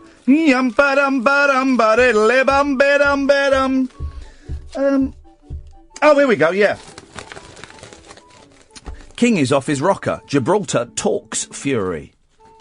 The King of Spain sparked an angry backlash. He looks like a less anti-Semitic Mel Gibson. He's very handsome in his day. Everyone fancied Prince Felipe. Prince Felipe, the Lord, the King of Spain, España. I am King Felipe of España, and I'm going to make love to all of you in many different wonderful ways. You'll be touched in a way you've never been touched before, and you will love every minute of it. I know someone who did military service with Prince Felipe. Oh, yeah? And went to the loo alongside him just to check. Hung like a donkey? Well, said that his wee was not blue. I said, I don't think it's the wee that's supposed to be blue. The King of Spain sparked an angry backlash last night by demanding his country has a say over Gibraltar's sovereignty. I don't care about Gibraltar. I don't even really know where it is or what it is or why it is. It's got monkeys. I bet people that live there are really annoying. I bet they're annoying. I only knew one person from Gibraltar, and yes, she was annoying. If you live in Gibraltar and you're not annoying, give us a call. 03444. Oh, someone wants to Skype in. How can they Skype in? I don't know. That's why I retweeted it. Oh, I didn't see that. They can Skype, because the thing is, right, there we go. People manage to get in on the phone lines. I have no idea how they do that. That's what they need to do, because, frankly, I could give you the name that you have to put in. Hang on. Calm down. Let me say it. I'm calm. I'm perfectly calm. I'm perfectly calm. Yeah, go on. I could give you the name, but then that would mean that Sam has got to keep listening across the channel on the off chance that someone wants to Skype in. Okay. Not doing that. Well, in that case, you can Skype Hey Rabbit Hole Show, because I've got that turned on right now. So you can Skype in Hey Rabbit Hole Show. Okay. There we go. You can Skype that and come on. That's how you do it. King Felipe addressed MPs and Lords at the start of a 3-day state visit. Amid already tense British and Spanish relations, he called for new talks about The Rock. I love that guy. He's a great actor. Are there already tense relations between us and Spain? According to this, there are. He also backed... No, there is always tense relations about The Rock. No, about The Rock. Oh, yeah, but...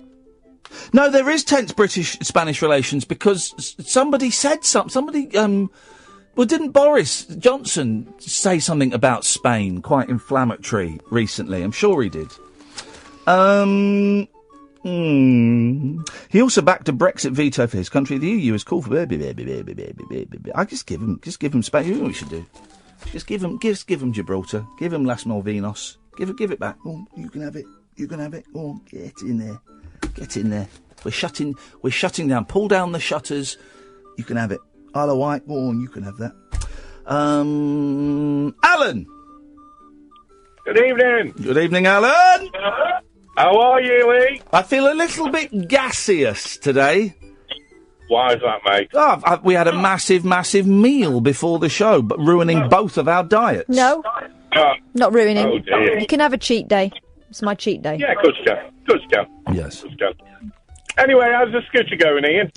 Do you know what? It's going all right. I've not ridden into work this week just because of stuff, but I went for a little ride on it a couple of days ago. Went out for a coffee on it, and it was delightful. And I'm going to ride it in maybe Monday of next week. Oh, that's cool. Then. I'm loving it. I'm absolutely loving it. It's a joy. Well, why I've called in, Ian? Yes. I was just been listening to you about your record player. Yeah.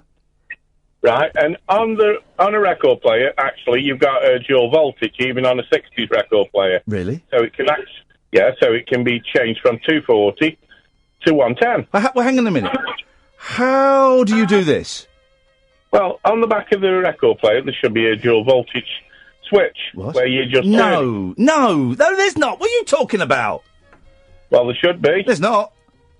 Well, okay then. If there isn't one of them, Ian, you can buy something called an upper, which is a transformer which will up the voltage from 110 or drop it down from 240 to 110. Oh. And so their house won't go on fire?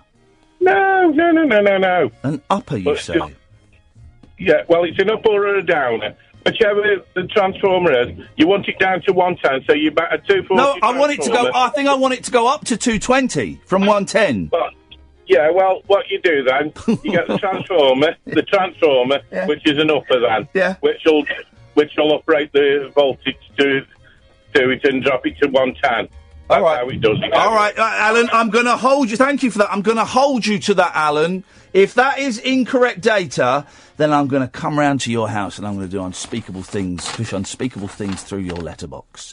03444991000 is the telephone number. The late night alternative with me and Lee on Talk Radio. The radio show for people who know the best part of the day is the night. Late night Iain Lee on Talk Radio. We have ways of making you talk. We just had a call on Skype, so let me see if let's see if this works. Hang on a second. This is Kevin in Aldershot. Oh. Or Kevin Aldershot, I think his name is. And he just called. Hey, Kevin. This is Skype. Kevin. Kevin, can you hear me? Can you feel me near you? Kevin, can you see me? Can I help to hear you? Ooh, Kevin. Kevin. Kevin! Kevin, you pudding! Where are you? I can see Kevin's house. Oh. But I can't see Kevin. Kevin! Are you dead, man? He's gone. I could see him, but I could see his house, but was unable. We'll take. The Skype will be open. I think it's working. Hey, Rabbit Hole Show, if you want to Skype in, you'd be more than welcome to. In the meantime, let's go to the old-fashioned telephono. Steve, Adam. Steve. Adam. Ian, how are you? I'm good, thank you, Adam. How are you, sir? Yeah, I've just been speaking to one of my customers, Lindsay. Oh! You're the taxi driver. I am indeed. Hey, good for you, Adam. Well, this is what we want. We want the taxi drivers on side. Well, I'm the guy also that spoke to you last week about being the biggest fan of Celine Dion. Oh, the Celine Dion, yeah, there we go. Well, good for you, and you're converting your slightly drunk fares one at a time, and we appreciate that, Adam. You're most welcome. Because I was listening to the radio, and she was saying, what are you listening to? I said, you've got to listen to this radio station. I said, just listen along, you'll see what I mean. And she was listening to it, and then I was saying, you know, and obviously the call came about the autism. Yeah. She wanted to say something. I said, look, feel free, give them a call. Yeah. You know, you can talk to them and see what you want to say. And then also you mentioned about your third favourite band as well. And she didn't believe me. I said, look, I'm driving. You give him a call and have a chat with him. It worked. It absolutely worked. But neither you nor her have got anything to say, though. That's the thing. That is the thing. I'm trying to convert people for you. That's what I'm doing. That's my mission now. Dude, that is what we want. That is what we want. We need more people. God damn it, Adam. Otherwise, this show is never going to survive. It will. It will. Bless you, brother. Thank you. Thanks for calling. No problem. Take care. Bye-bye. No, neither of them had anything to say, but wasn't it a joy to hear their voices? Let's try this guy one more time, because this guy keeps calling. And what was that? Let's try. This is Kevin. Kevin! Kevin! Kevin! I can see. Oh, he's covered it. Oh. Kevin, dude. There we go. He saw a book. He's got a book. He's holding a book. What does it say, Kevin? Dad began choosing planks. You just wait. We'll What? Why are you... We'll make a kennel, he told me. That's right. And then we'll teach him lots and lots of tricks and he can be a watchdog. What? Why do you... OK, Kevin. Thank you, Kevin. Kevin is allowing us to read a book. He was very insistent, considering that was the thing. Yep. Let's go to Steve. Good evening, Steve. Hello? Hello, Steve. Yeah, I'm here. Yeah, I know. Ian. Yes. And the young woman. Yeah. Can I ask you a question? Yeah. Yeah, Beatles or Stones? Beatles every single time. What a stupid question. I love you. Thanks for calling, Steve. Roger.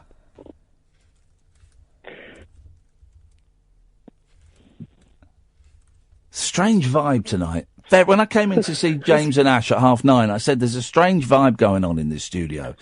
And it's carrying on into our show, Dark Times. There's been a strange vibe all day, actually. Yeah, there has. I've been arguing with a lot of people. I called a kid a tosser today.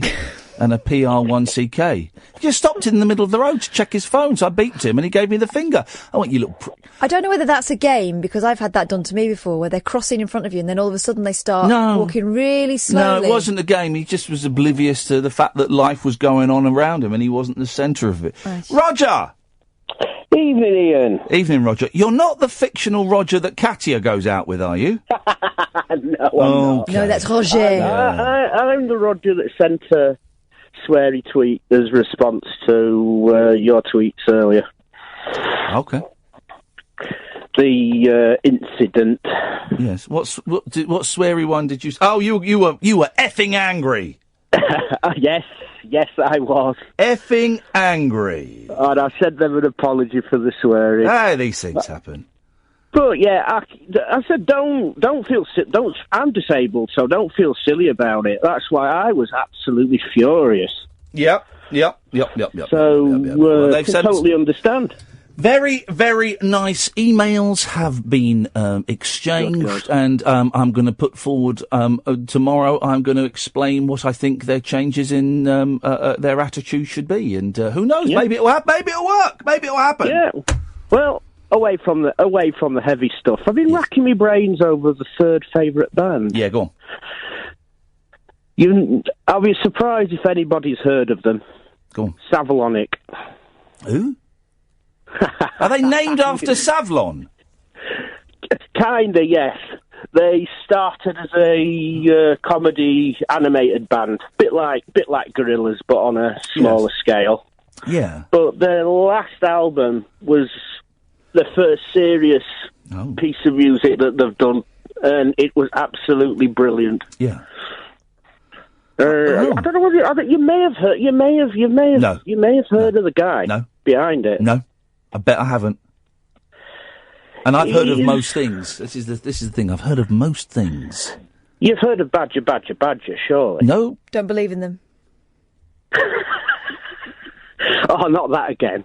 Well, I remember that. But yeah, no, you must have seen the Badger. No, I've not. I've not. Animation. No. Oh, I am shocked. No, I've never seen it. I've only seen good things. Oh, Iain, you ruined me. Oh, Roger, I'm sorry. How will we get over this in our relationship? I know. I nearly said hip, hip, hip because I've been listening for, is it over a year now, I think? It should be over a year. Yeah, because I started listening when a certain person was standing in at the other place. She Who Must Not Be Named. Yes, Who Must Not Be Named. We got so many listeners when she was doing it, and now we're getting loads of listeners tonight. Welcome all of the people. Welcome young and old. This is the home of fun between 10 and 1 weeknights. Forget the other place. All of the other places that have 3 letters in their names. They are dead. They are moribund. They are no more. Yeah, at this time they are, especially. Yeah. Thank you, Roger. We appreciate it. Yeah, no worries. Ta-ta.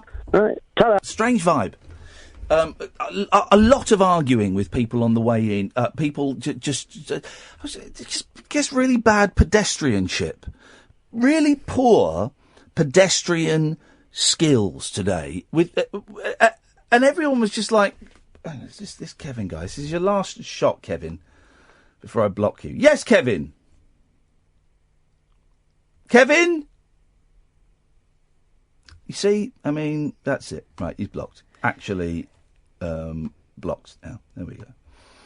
No, I'm not having anonymous callers calling up. That's not what this show's about, guys. Saturday night though, 9 till 12. I'm filling in for Dr. Pam Sperm.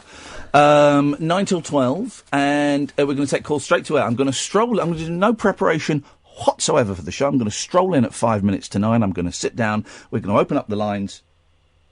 What's that noise? It's Mike. Oh God, turn it off. It's too noisy. It's too noisy. I can't. Seriously, I can hear it. Shut it. Take it out. It's too noisy. Listen to it. No. Take it out. Honestly, I can hear it. You have to go and sit there then. You have to go and sit out there then, until it stops doing that. What a bloody racket! What a bloody racket! She's banished. I've banished her because when your computer stops making that noise, you can come back in. Unbelievable. Has it stopped? You can come back in. It starts again, you're out. I've worked out why I am overweight. Household dust. I've been eating too much of it. This is a great story.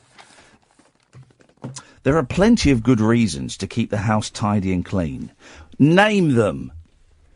But now scientists have found another one. They say that household dust could be making you fat. Jeez. Come on. Guys, it's the pie. It's Is it the household dust that gathers on the biscuits? It's Ginsters. That's what makes you fat. It's those Rustler burgers. Air fresheners, washing liquid and flame retardants, I don't think you can call them that anymore, all contain chemicals which we breathe in after they build up in dust. Scientists have now found these chemicals may cause fat to build up in our cells. The findings mean keeping up to date with the housework may be even more important. Oh, yeah. Researchers at the Duke University in the US found 10 out of 11 samples of dust from household homes contain the harmful chemicals. Researcher Dr. Christopher Cassotis said, dusting with a damp cloth as dry dusting with a damp cloth as dry dusting may just remobilise contaminants, and vacuuming more frequently has been shown to... This is a load of old bollocks, this is. Absolute baloney. fat if you eat too much and don't take enough exercise, not because of the dusting. Gender-bending chemicals. Huh? What? This has taken an unusual turn. Gender-bending chemicals found in every home have already been linked to breast cancer, asthma and female infertility. Is this the thing that they were talking about in the States, that drinking milk makes you gay? Do you remember that Alex Jones was going on about they're putting stuff in your milk to make you hormones gay? or something, yeah. But the latest study warns they may also be making us fatter, with children at particular risk. The US researchers took household dust samples from residents who'd not vacuumed for at least 2 days. Dust from 7 out of 11 samples causes cells. Oh, here we go. Yeah. Yeah. The dust also included isopropylated triaryl phosphates. Yeah, those guys. That's what I thought. No. Which are found in washing liquids and air freshener. Does anybody do it? Air freshener anymore? No one does it anymore. It's all those bloody sticks in the little jars. Or plug-ins. Oh, no, plug-ins are very 1990s. I know. My favourite air fresheners were like those plastic sort of like tablets. Oh, the ones with the jelly in. With the jelly in and like the sort of grill across it and a jelly in it. I used to love that stuff. My mum love it. My mum has lots of those ones that automatically squirt all over the house. Oh, they have them here. And I got a face full of it. It was like a bukkake party. I got shot in the face by the air freshener. Because they're motion sensitive, aren't they? No, well, so they're motion. No, and on a timer. These ones were on a timer, and I was just stood there looking at it, and it went right. I was like, oh, jeez. On a Friday, as you know, I go for a nap at my parents' house for really boring reasons. Yes. And in the room that I use, my old bedroom, my mum's got one of these things, right? It's a really small room. I had to take it out the other week because I could taste it. Yeah. It's a small room with the door shut and that thing's squirting every 5 minutes or whatever it was. Flipping heck. Yeah, it's a big con. It's a big con, the old air fresheners. Big con. Just open a window. Just open a window and don't have dogs. Stop blowing off. That's the... well, OK, you took it there. Dear listener, another hour of this nonsense. 0344 499 1000 is the telephone number. It's now is a great time to call, mainly because we haven't got any calls, but also because we're going to go to the break in a second. So if you call up, you'll be lined up, ready to go in the last hour of the show. Don't forget, so many ways you can listen to us. I'm assuming that you've downloaded the Talk Radio app. You can also listen on DAB. Or you can go online, talkradio.co.uk. This is the late night alternative. This is Talk Radio. Talk Radio. 0344 499 1000. We've talked about record players, we've talked about Gibraltar, we've talked about your third favourite band, and we've talked about dust. What more do you want from a radio show, guys? What more do you want? This is the late night alternative, different to every other show on the radio at this time of night on Talk Radio. Late night, Iain Lee on Talk Radio. We have ways of making you talk. Well, I'm not the kind to kiss and tell, but I've been seen with fire up. I've never been with anything less than a 9. So fine, I've been on fire with Sally Field, gone past with a girl named Bo, but somehow they just don't end up as mine. It's a death-defying life I lead. I take my chances. I die for living in the movies and TV. But the hardest thing I ever do is watch my leading ladies kiss some other guy while I'm bandaging my knee. I might fall from a tall building, I might roll a brand new car, 'cause I'm the unknown stuntman that made Redford such a star.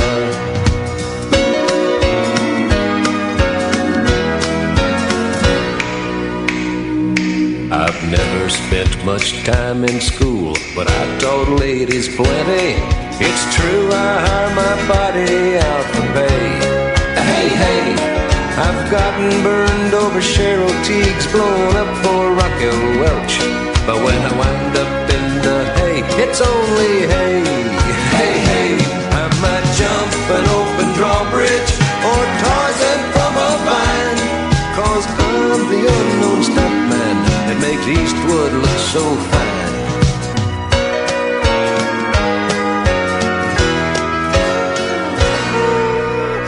03444991000 is the telephone number. If you want to give us a call, you're more than welcome to. We will sit here and chat and talk utter balls into... Well, it's Friday now, isn't it? Yes. It's the freaking weekend, baby, and I'm going to be working all weekend, which is delightful.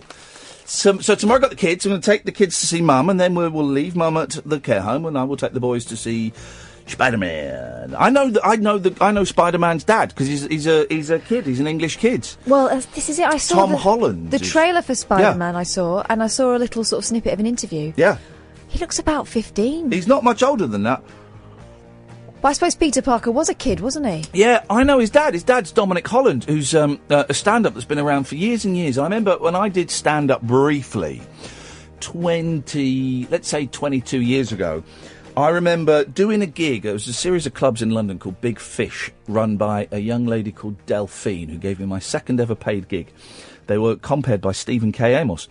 And I remember doing one of these gigs on a Saturday night, and Dominic Holland was doing his 20-minute set, and he came off, got his money, and he shot off to go and do another gig. And I remember thinking, wow, that's the coolest thing in the world, man. And he's a good stand-up. He's really good stand-up. He's been on telly and stuff, I think. I don't really watch these panel show type things because I find them awfully aggressive. But I think he's been on like Mock the Week and stuff like that. And he was kind of tipped. When I was doing stand-up, there were all these people that were tipped that were going to be huge stars. And he still makes a good living out of it. And he's a really funny man, Dominic, really funny. But I don't think... And maybe I'm doing him a disservice. It could be argued that perhaps it didn't take off as much as he was expected to. But he's a good stand-up. But I bumped into him, having not seen him for 15, 16 years. I bumped into him and auditioned for something a few years ago. And I went, all right, Dominic, nice to see you, mate. He's a really nice bloke. And I said, what are you up to? He said, well, my boy's just got a part in a movie. I went, oh, yeah. He said, yeah, he's got a part in a movie. He's the new Spider-Man. I went, flipping heck! And he was proud as punch, as you would be if your son was going to be a movie star, and his boy's a movie star. You know, he's sorted now. His boy, as long as he doesn't put his foot wrong, he's sorted. Speaking of his foot, I heard him interviewed on a different radio station, and he's had a tattoo done of the spider. Oh! On the sole of his foot. Oh, jeez. Yowza. Really? Yeah. That's got to... that's just showing off. That's just showing off. But it's funny, isn't it? I do wonder, and good luck to him, best of luck to him, this isn't anywhere questioning his ability, but I do wonder why they gave it to a Brit. Well, wasn't Superman a Brit as well this time around? I don't really know. I don't keep up to date with Superman. I think Superman... Yeah, I'm not up to date with Superman. But it just seemed... You know, it's such both of them, if that's true about Superman, they're both such American heroes, iconic American heroes, that it feels a bit naughty, a bit deceptive to give them to British people. Henry Cavill, yeah, he's British. Is he really? Yeah, well, good for him. I suppose it matters less with Superman because... Oh, no, that's not true. Because he's from another planet. But no, but he's he an grew American up in hero. America, didn't he? In sort of the Midwest. Yeah, he's an American hero. It's funny that, but I'm looking forward to this because I do like these Marvel superhero films. What was the one with Benedict Cumberbatch in? Doctor Doom? No, not Doctor Doom. Doctor Strange. I quite enjoyed that. I thought the story went on a bit too long. I wanted to see, him zapping people and stuff. But I do like these Marvel things. And going to see it with a couple of boys, it's just, they buy into it totally. Well, I haven't seen any of those yet. I think the girls are just on the cusp of getting into superheroes. I wanted to take them to see Wonder Woman, but they didn't fancy it. Oh. Yeah, isn't that awful? Just take them anyway. Well, I shouldn't give them the choice. Those kids would go and see the same cartoon over and over again. No, just take them to see it. I enjoyed... The boys didn't see Wonder Woman, not because it was Wonder Woman, just because it was a bit too long. I thought it was a bit long. It was too long and there's too much talky bits in it. I mean, if it comes out on DVD, I'll probably get it and watch it and stuff, but... I loved that, but I loved the idea of it. I think I was in love with the idea of it. Yeah, I like superhero films. I've not seen Batman vs Superman. I'd like to see that. But they do change the actors that play them quite quickly these days. Yeah, whereas with us it was always Christopher Reeve, wasn't it? Yeah. But Batman, was what's his name? Bale. Christian Bale. for 3 films, 3 brilliant films. And then I've never seen them. Then they gave it. Is it Ben Affleck? Yeah. Who's now? Isn't that strange? They sort of went older. Yeah, yeah. But then is it canon? Is it canon? You know what I mean by that question? Is it canon? Mm? Are they canon? Mm? Are the new Batman films canon? Is Batman the TV series canon? Do you know what I mean by that question? You may not. Do you know what I mean? No. Okay, well, the geeks will know what I mean. Is it canon? Meaning that all those films go together? Do they all exist in the same universe? Yeah. Does 60s Batman... Well, 60s Batman can't be canon. Is it canon? Is it canon? Okay, this is the question for the rest of the show. Is it canon? 0344 499 1000. Can you tweet that, please, Catherine? Because that is... I'm going to tweet it. I'm not entirely sure what it means. I will do it anyway. Is it canon? Nothing... How are we spelling canon? C-A-N-O-N. You sure? Yeah. Nothing excites me more than reading the name in the Daily... What name is it in the Daily Mail? That gets me horny. Oh, Fernandez. Colin Fernandez, the true science correspondent. We read the Dust story was merely an hors d'oeuvre written by Victoria Allen. Ah. Science correspondent. For me, the one true science correspondent, the canon, is Colin Fernandez.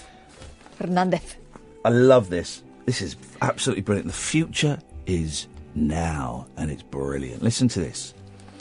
It sounds like a plot from Wallace and Gromit. But scientists... This is the wrong trousers. ...have built a staircase that will literally put a spring in your step. They've got a staircase that will help you walk upstairs. I love this. We're going to end up like the people in Wall-E. The invention makes it easier to climb the stairs by using springs that absorb energy when a person walks down them. Hang on a minute. The invention makes it easier to climb the stairs by using springs that absorb energy when a person walks down them, which is then released to help them on their way back up. Oh, right. A pressure sensor on each step uses the stored energy to push feet up or down. What the Up or down? Yeah. But he said down. Scientists behind the technology claim it can reduce the amount of effort needed to climb stairs by around a third. Yeah, because that's what we need is less exercise. Yeah, this is the wrong thing. And can also relieve the strain on joints when descending. The energy recycling stairs could assist the elderly or the lazy and spare the household's cost of expensive stair lifts or building work. What, to build a slide? This is how it works, right? This is nuts. Step number 1. When a person stands on the assisted step, it is gradually lowered to a down position where it locks in place, storing the energy in the springs underneath. Tests show braking needed by the trailing leg is reduced by 21% as the downward force is absorbed by the springs. I hope you're taking notes. I bet you're wishing we were doing that bloody Pina Colada song again. 3. As they climb the stairs, the springs push upwards to give a boost to the trailing leg, reducing the... I think this is utter bullshine, yeah. Colin. I think you've let yourself down here, mate. Lead researcher... find this woman. We'll try and get her on the show tomorrow. She's in Georgia, Atlanta. Dr. Karen Liu, L-I-U, is the Associate Professor of Interactive Computing at the Georgia Institute of Technology, GIT, in Atlanta. Let's see if we can get her on the show. She said... The device can be easily installed on top of existing stairs, so people who need temporary assistance, such as those recovering from knee surgery, pregnant women, or lazy people, could benefit from it. Dr. Liu said she got the idea by looking for ways to help her 72-year-old mother who can still walk but struggles with stairs. Tests in the laboratory published in the journal showed that special steps could reduce the strain on a person's knee by 37. and she reckons this could cost $100 a step. Right, I've got ringing. I'm sending her a message. Let's get her on. Get her on. That's what we want. I want to speak to this lady.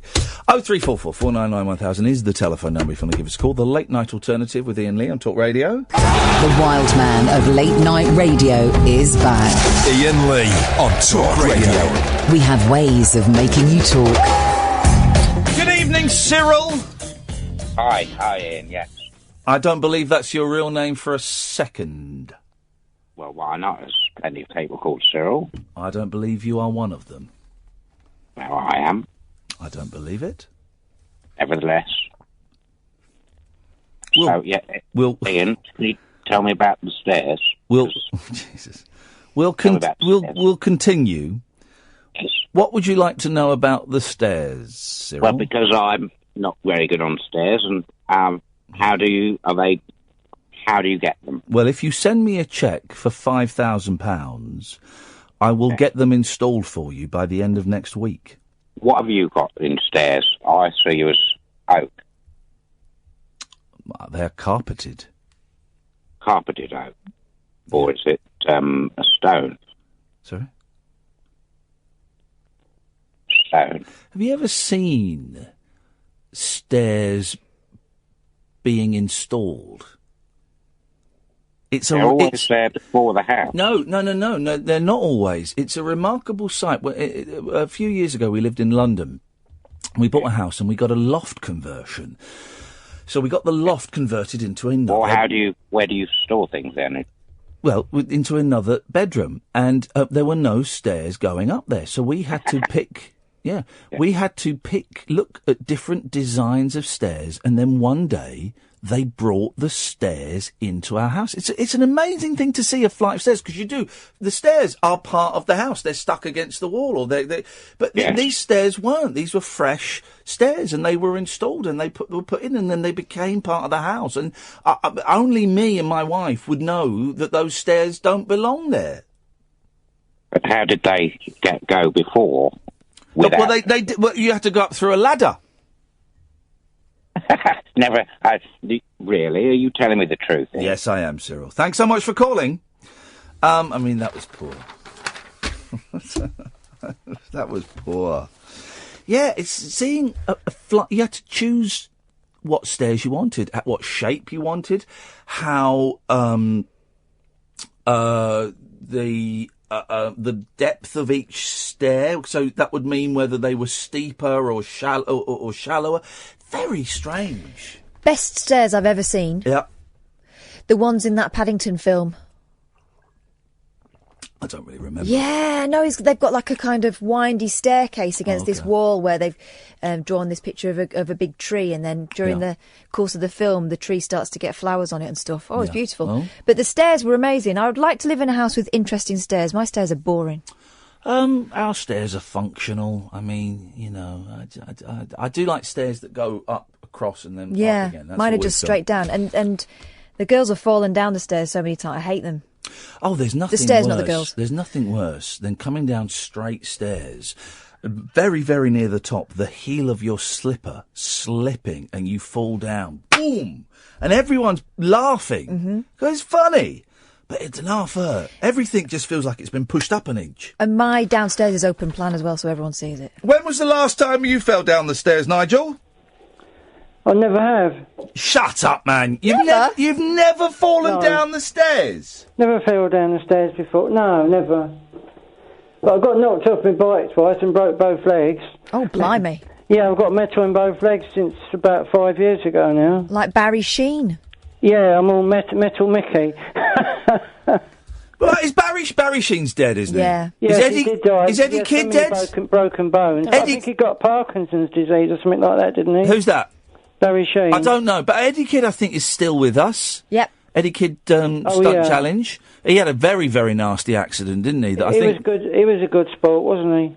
He was good, Eddie Kidd. He was like the British... Because Barry Sheen was racing, Eddie Kidd was stunts, and Eddie Kidd was the British Evel Knievel. Yeah, like big jumps over cars and things. Yeah. There's a lot more doing it now, though, isn't there? You get more Americans doing it and stuff. I don't think anyone cares anymore. No. Oh, the one that got killed... No, the man that killed himself with drugs, the famous one. You have to narrow it down a little bit. What was the one? Lots of men have killed themselves. Lots of men have killed themselves with drugs. You know the motorcyclist, the most famous... Evel Knievel? Evel Knievel, yes. He didn't kill himself with drugs, Well, no. He did get into drugs badly, and but he didn't killed hang on. him in the end. No, I don't think it did. I think he lived... I thought Evel Knievel lived to a ripe old age. Oh, he did? Yes, he did. Yeah, but... well, in that case, he was having a great time. Well, he did get very ill with drugs, and he lost a lot of weight, and then looked quite ill, and then he didn't live over about 70, I don't think. Well, hang on a minute. That for a bloke that jumps off of massive ramps over double-decker buses, living to over 70 is pretty good. I suppose so. He died of lung disease. 69. He was really good, wasn't he? Drugs. A good. I used to watch him when I was a child, I think. Do you know Barry Sheen had a hole put into his helmet so he could smoke before a race? Oh, what a geezer! That is. I used to watch him. I used to watch Barry Sheen at where was it, near me? Oh, Telly. The racing track. The racing track, was it? Yeah. Near London, the racing track near London. Have you ever seen? We've all seen the David Essex film. That'll Be the Day. Oh yes, really good film. Really good film. Some of us have even seen the sequel to it, Stardust. Yeah, Has that's good too. anybody seen the David Essex movie Silver Dream Machine? I have once, yes, I saw it once. It's just about him on a motorbike, isn't it? Yeah. I've a dream, a silver dream machine. The best one was the first one you mentioned. It's good. At the holiday camp. Yes, good morning, with, campers. The drummer Keith Moon. Keith Moon, Ringo's in it. And Ringo's in it as well. And Keith Moon does a drum solo in it, doesn't he? Yes, he does. Go on a little tiny kit, only 4 drums. He makes it talk, doesn't he, really? He does. Keith Moon was... I saw Keith. I met Keith Moon in Maidstone when I was 10. Hang on a second. When I was 10, I met Keith Moon when he was with The Who. What year was that? It was in 1959, I think. No, hang on a minute. Hang on a minute. Well, I was 10 anyway. Well, no, hang on a minute. Keith Moon wasn't in The Who in 1959. Well, he was about 18 when I saw him. Yeah, but that wasn't 90. Keith Moon didn't join The Who until about, I'm going to say 1962. Maybe 63. So it would have been late 60s then. Oh, okay. So you were 10 years out. That's fine. Are you sure? Well, I don't. I can't work. Did you meet him in the same way that you've met Miley Cyrus? No, he was walking to the pub to get a drink in the pub outside the theatre, which they don't have a theatre there now. It's a bingo hall, turned it into a bingo hall. Yes. So I met the whole group, and I met all the Hollies. Yes. The group called the Hollies, and the Beatles. You met the Beatles? Yes, because they all came to the same venue. When you say you met them, did you go up to them and say, hello, I didn't George? speak to every one of them, but I only spoke to Keith Moon because he was a drummer, you see, and he was going to have a drink in the pub right next to the theatre in Maidstone. Okay. But it's a shame they've turned the theatre into a bingo hall, and they don't have any live bands there now. Yeah, well, no one wants changed, doesn't it? No one wants to pay to go and see live bands. I would anymore. like to sing you a song in a minute. Not listening to a word I'm saying. Oh, sorry. Yeah, we go. Yeah. No one wants to pay to see live bands anymore. No, and of course, sometimes the venues can't afford to pay the band. Exactly. Because they want over several £1,000s for the band, don't they? Well, sometimes. I did keep music live, support your small independent music venue if you can be. I mean, the hotels can't afford to pay a band a 12-piece orchestra like £5,000 a night, can they? Flipping heck, no, of That's course. what they charge. Yes. Yeah. So that's why there's no work around for drummers like me that like playing big band music and come dancing and stuff. That will be why, yes. But never mind. I had some good times years ago. I wanted to sing a song if I could. In a minute. But hi to Noah Cyrus, because I've just told her I'll be live on the radio, and I did get on straight away. Well, that's only because we've got no calls, not because you've told Miley Cyrus. Yeah. No, Noah Cyrus. This is the other one. Right. So, what would you like to sing for us, Nigel? Because I am losing the will to live. Very quickly, I've got something to tell you. I went to a gym in Maidstone today, which is the brother of Dave Prowse. It's called Bob Prowse's Health Club. Yes. And the Darth Vader was his brother. And I got to meet the trainer who trains, and I was showing him my videos of my weight training and that. He said I was doing all the right things because my muscles weren't too bad, so I'm not doing too bad with the bodybuilding. Well, that is great to hear. He thought I was bigger than Tom Cruise. Wow! Well, he's Tom Cruise is quite a fit man, isn't he? For his height. I possibly couldn't say that. He's far too litigious. Now, please get to the song, Nigel. He's got big muscles. Anyway, I'll try and do Misty, a cappella, Misty. Keep your clothes on. Pardon? Yes? Yes, Misty, a cappella. Okay, because I haven't got any backing tonight. So, Just do it, man. Look at me, I'm as helpless as a kitten up a tree, and I feel like I'm clinging to a cloud. I can't understand, I get misty, just holding your hand. Unbelievable. Misty. He was annoying me more than usual this evening. Do you know what I mean? Do you know what I mean, Jelly Bean? I'm developing a cob on as the evening has... it's a weird vibe. It's a strange vibe. Strange vibe in London town, possibly across the country this evening. Maybe you're feeling it, maybe you're experiencing it, but everybody's a little bit short. I was on a roundabout today, not the fun kind, the traffic kind, and a trucker pulled out in front of me and then acted as if it was my fault. I was the one on the roundabout. What's going on, everyone? Sometimes I wish we had guns. Just not to shoot it, but just to wave it. But they should make guns legal, but keep bullets illegal. That's what we do. Then just wave it around. Yeah. Why is it? Can you still pistol whip someone without any bullets in? Yeah. Yeah. Here's the thing, right? In films, a swift blow to the back of a head with the butt of a gun will knock someone out. I bet that doesn't happen in real life. There's a terrible, terrible film that stars Griff Rhys-Jones and Mel Smith and some of the other not the 9 o'clock news people called Morons from Outer Space. Terrible film. Jimmy Nail's in it, actually, from late 80s, early 90s. Awful film, but there's one really funny gag in it, right? They, for some reason, have to get past a security guard and break into a room. So they get this security guard, and he goes, "Yeah, what do you want?" He says, "Just turn around a minute," and they whack him on the back of the head. And he falls down, he goes, "Oh, bloody hell, what'd you do that for?" And they do it again, he goes, "How were you doing that for? This should be knocking you out." So they just keep hitting it. Stop hitting me on the head! But it doesn't, I can't imagine, it's another one of those myths, like we discovered, the silencer on a gun doesn't actually silence the bullet. It's a Hollywood myth. It doesn't make it go, it's still quite a loud bang, it's just a little bit quieter. And that thing of knocking someone on the back of the head doesn't knock them out. Tell you what else you can't do with guns, so don't try it.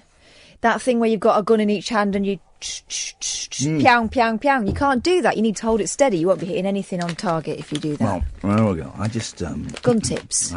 Yes, exactly. Talking of knocking out, did you see that couple who who knocked each other out in a pub garden practising for their wedding dance? No. Yeah, he went for the Dirty Dancing lift. Oh, really? Yeah, and they ended up... They're both knocked out? Yeah. I've never been knocked out. I've fainted once. I've fainted. Fainted once after a very, very heavy night. Wow, what a night. What a night! And I went to open the curtains, and suddenly I'm lying on the floor looking up at the curtains going, why am I lying? Oh, I must have fainted. Did you not remember the sensation of going into the faint? I felt a bit lightheaded, but then suddenly I was on the floor looking, I fainted. I had the sensation of the blackness closing in. No. And out. Didn't have that. Did not have that. I just was on the floor looking up going, I'm on the floor. Oh, I fainted. Brilliant. It's the only time. I'd love to faint. I'd love it. 0344 499 1000 is the telephone number if you want to give us a call. Some people on Twitter saying they would like to hear an hour-long call from Nigel from Maidstone. I tell you what, mate, give us your phone number. We'll pass it on to him and you can endure it. Across the UK, online and on DAB. Late night, Iain Lee on Talk Radio. We have ways of making you talk. 0344 499 1000. I like this. I like it when sad, lonely men do things with their houses and gardens that make their houses completely unsellable. This guy's turned his back garden into a train station. Fair enough. Train fan Stuart Searle, good for him. Stuart Searle found building a replica station. Look at that, that's his back garden. It's good, isn't it? found building a replica station with a 60-foot platform in his back garden was just the ticket to house his huge collection of rail memorabilia. And not content with just one station... You're joking. Hang on a minute. Stuart 63 decided to add an underground one too. Oh, it's next door. I don't think it's actually underground. We'll get to that. What does his wife think about it? We'll find out. Good evening, Gareth. Hello, good evening, Ian. How are you? Good, thank you, Gareth. Brilliant. Just on the last point there about building underground stations when you're of a certain age, isn't that dangerous? I don't know if he's dug underground. We'll find out. But yeah, I mean. Tunnelling, there's a big... fits all. I'm a little bit scared about people who build things. There was a big fashion there was a big fashion about 10, 15 years ago for everyone to get a basement dug under their house and turn it into a cinema room or something like that. I bet there's loads of houses now that have collapsed in on themselves. Is that the fashion? I can't remember that. Yeah, it was a big thing. Loads of people were getting it done. Loads of people, because they'd done the loft conversions. So loft conversions was quite 90s. And then early 21st century, everyone was digging under their houses. And I'm still talking. Okay. What is wrong with you? Have you never had a things wrong with me. Have you never... Lots of conversations. Right, well then shut up. It's very difficult for me to do that, Ian. Oh, then go and phone another radio show.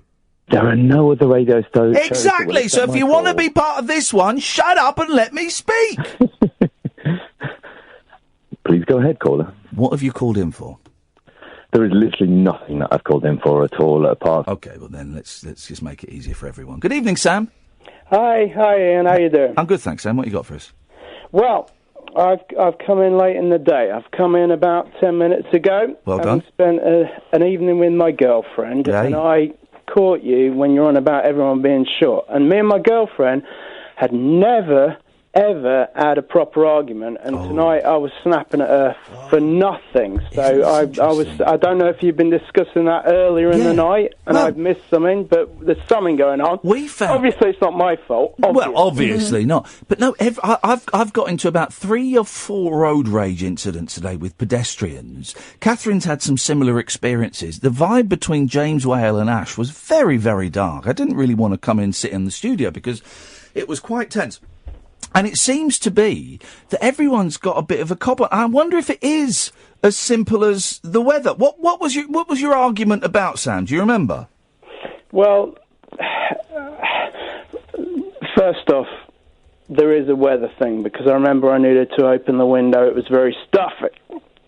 So there's that element. Yes. But it wasn't about anything. It was just like I was picking on, nitpicking, just nothing. I can't even remember what it was about. It was nothing. Nothing. And it's like, as I say, we've been going out now 8 months plus. We've never had any proper argument. You emphasise strange words. Sorry. No, I like it. It's passion. We've not had any passion this evening. Just say neither of you, by the sound of it. Sorry? I'm making silly jokes. Go on. I may have had a couple of small sherries, just so we're aware of that. Good for you. Well done. Okay. But like nothing. It was about absolutely nothing, to the degree that I can't remember it. But it's like we clashed like 3 times tonight, and we don't clash. So do you live together? No. So you've gone home now? She was at mine, and she's gone home. Have you made peace with her? Oh, yeah. I mean, it was about nothing. There was nothing, to, like, hold any kind of grudge about. It's just, it kind of, I'd say, obviously, I say it ironically that it's not my fault, but it just sort of coincided when I came on listening to your show just after all this had happened, and you're on about everyone else is being short with everyone. Yeah, and I feel a bit arsey now. I'm arsey with Gareth, although he was annoying. I'm gritting my teeth for the next 22 minutes of the show, thinking, just want this to blooming well end. Just want it to end. I wonder what it is. I wonder what it is. I mean, I know there's a thunderstorm coming. There's a thunderstorm on its way, but it's not going to come until next week. I can't take any more days. I can't take, 4 or 5 more days of this nonsense. No, that would be insane. How did you leave it with your girlfriend? Are you friends again? Oh yeah. No, as I say, it was about nothing. But what I was trying to get at with you is, had you been talking about this through the show, or did this just coincide with? I think it just coincided with you turning on the radio. I think. Don't wind him up. He's not in the mood. Someone just says you sound like Christopher Walken when you speak. That's it, which is a good thing. It's a good thing. I'll take that. Take that. It's a good thing. Sam, thanks for your call, man. I appreciate it. Strange vibe. Anyway, back to this guy who's built the train station. Among the items on display are a £5,000 chocolate vending machine, old school aluminium adverts, and more than 1,500 old station signs.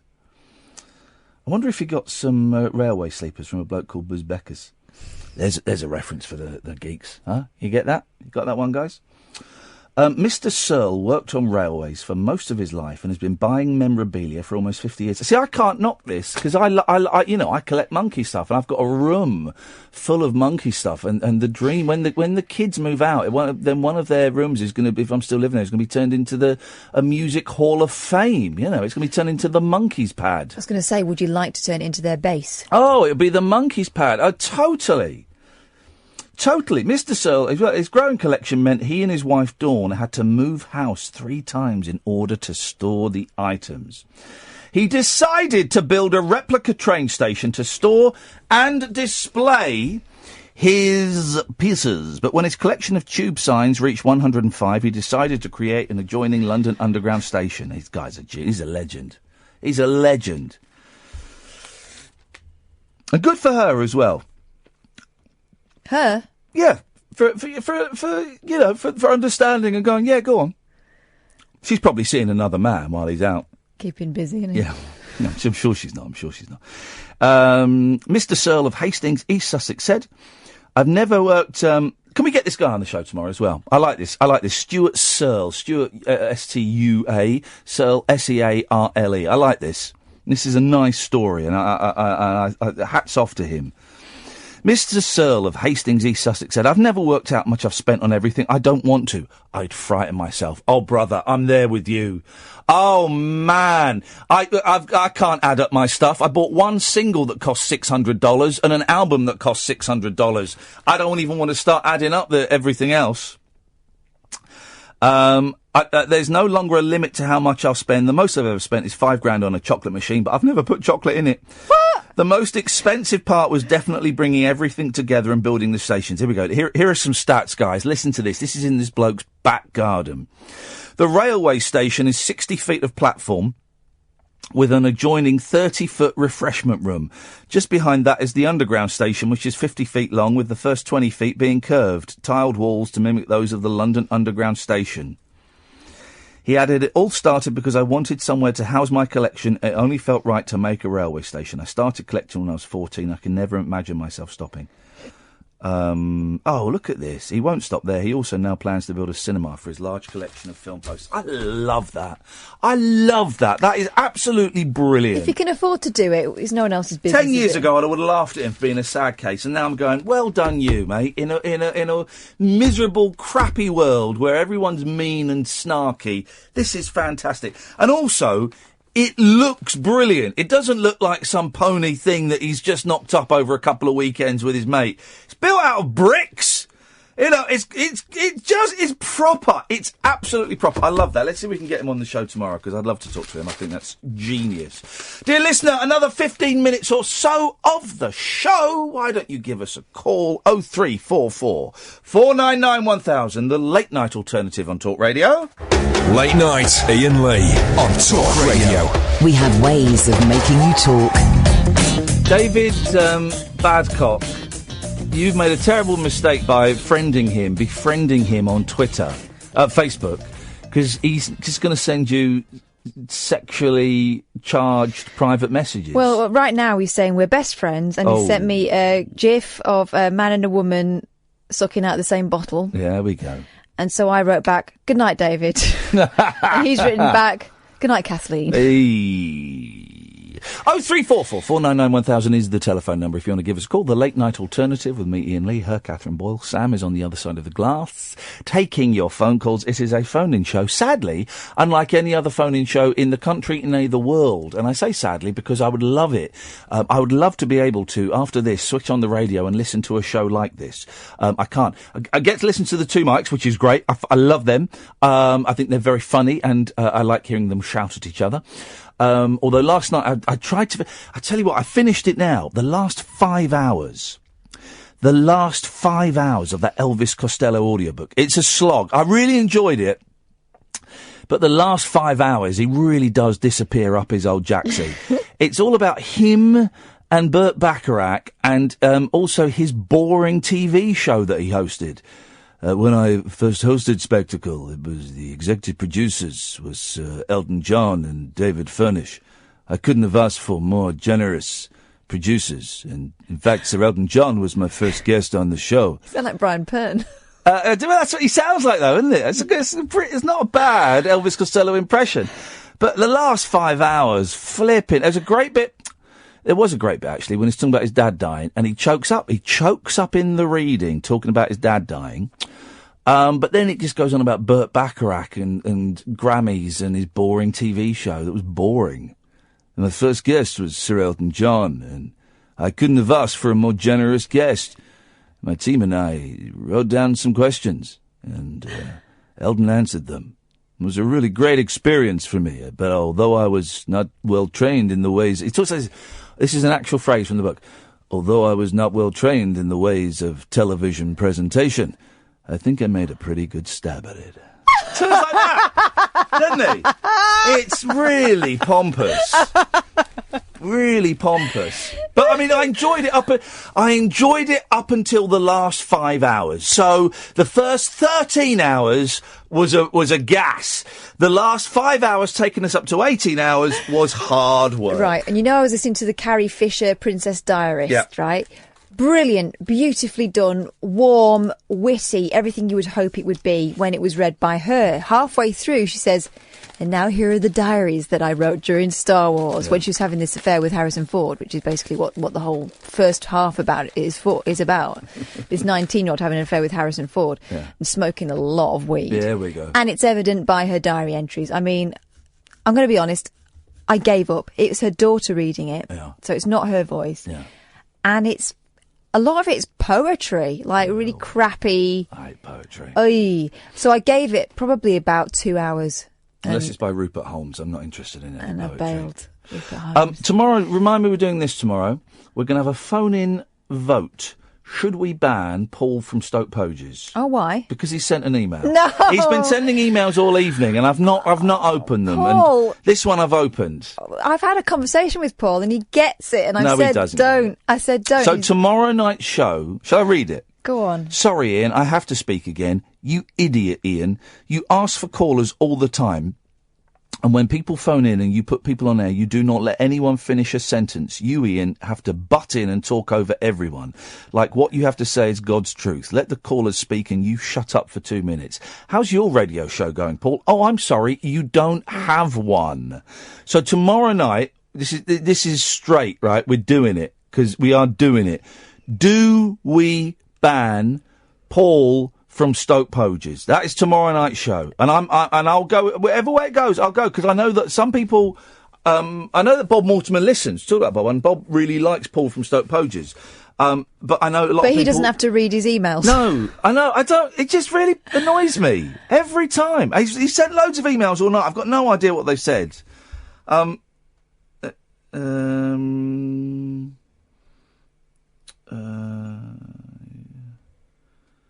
What's he saying here?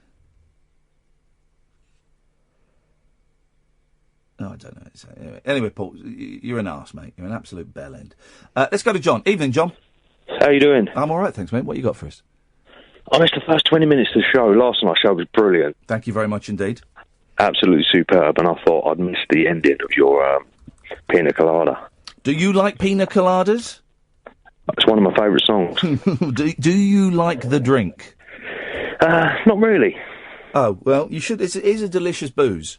I don't think I've tasted it for years. Yeah, I got well into it once I got into a tropical island that Brian Molko of Placebo recommended I go to. Those are the days, guys. Those were the days when Brian Molko was recommending islands for me to travel to. Long since gone. We finished this song off today, and we've established that both people in that relationship really do need a stern talking to.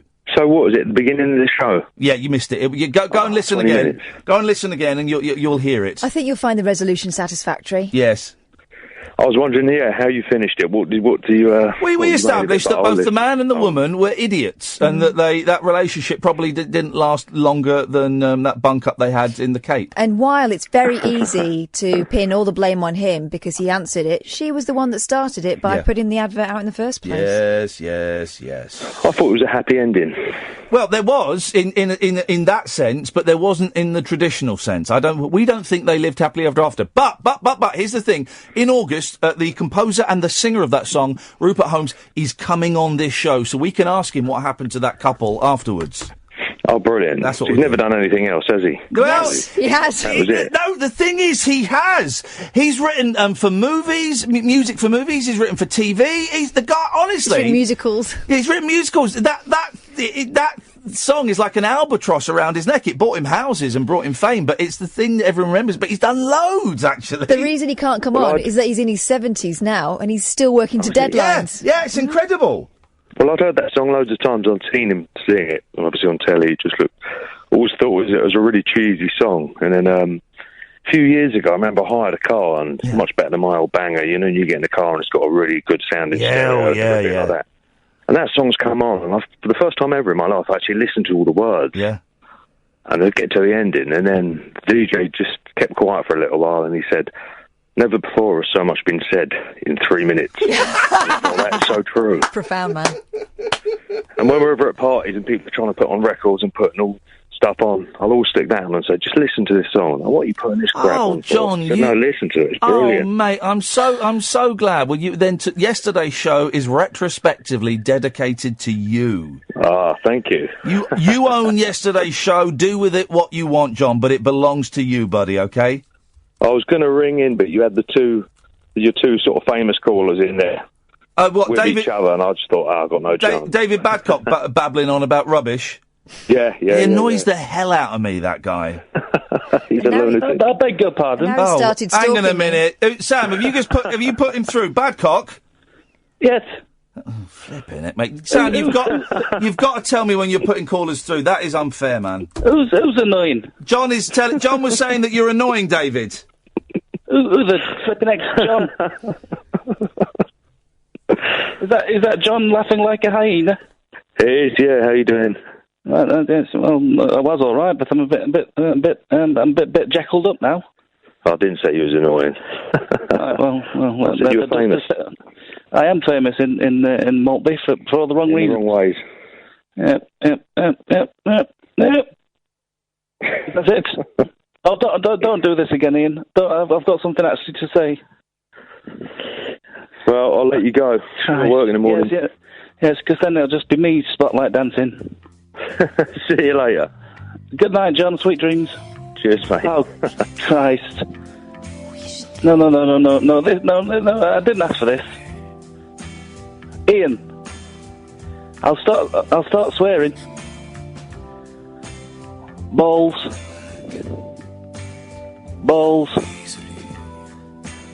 Big balls.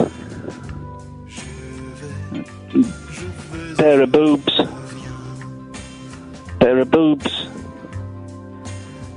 Big balls, pair of boobs. It'll get worse. I'm escalating my language. Fannies. And bottom cheeks. Right, well, you've looped it now. I just wanted to say, this is actually quite the correct music. Hello, my best friend Kathleen. Bestest friend in the world now.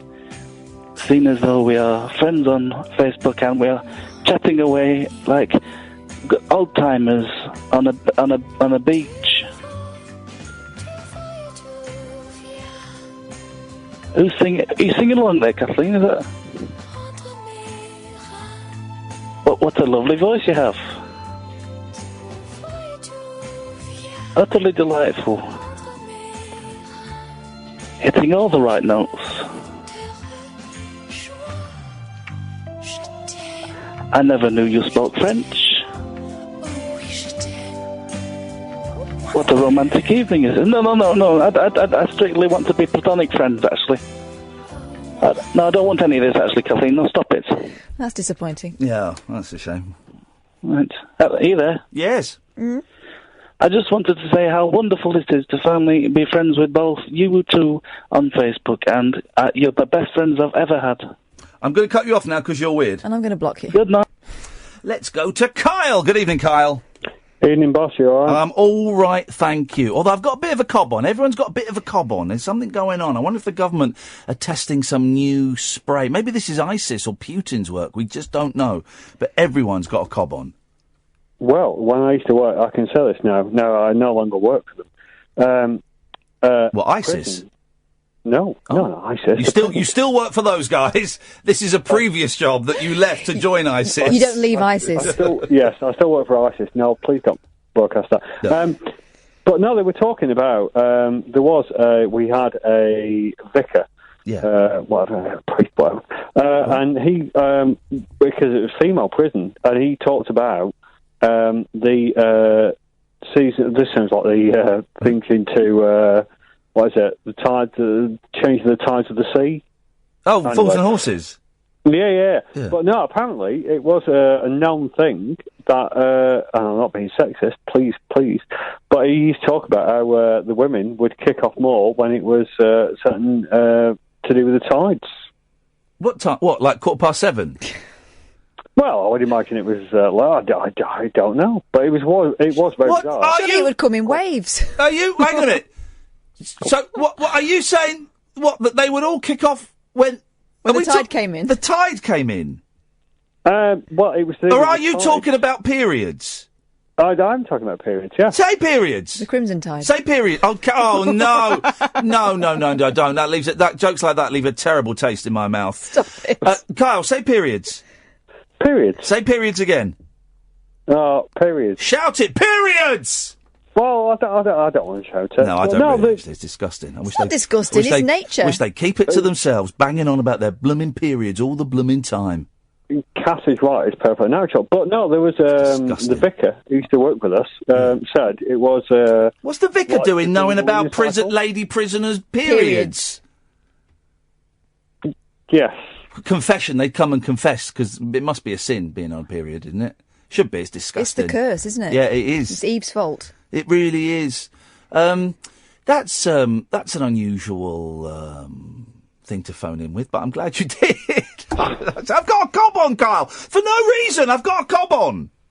Well, no, that was the thing. I was just suggesting that maybe people get really upset because the people were saying it's more than just female, and people act differently because of the lunar cycle. Have you got a proper phone, or is this like a phone that to disconnect the call you've got to press a button? No, I've got real... No. I really want... Oh, can we do this tomorrow as well? Remind me this. I really want... I miss, Kyle, people slamming the phone down. I've got a real phone that goes ching. Okay, well, phone me up on Saturday All right, and do I'll it. put the phone but down I'm just... Do you know what I mean, Kyle? I miss doing it, and I miss having it done to me.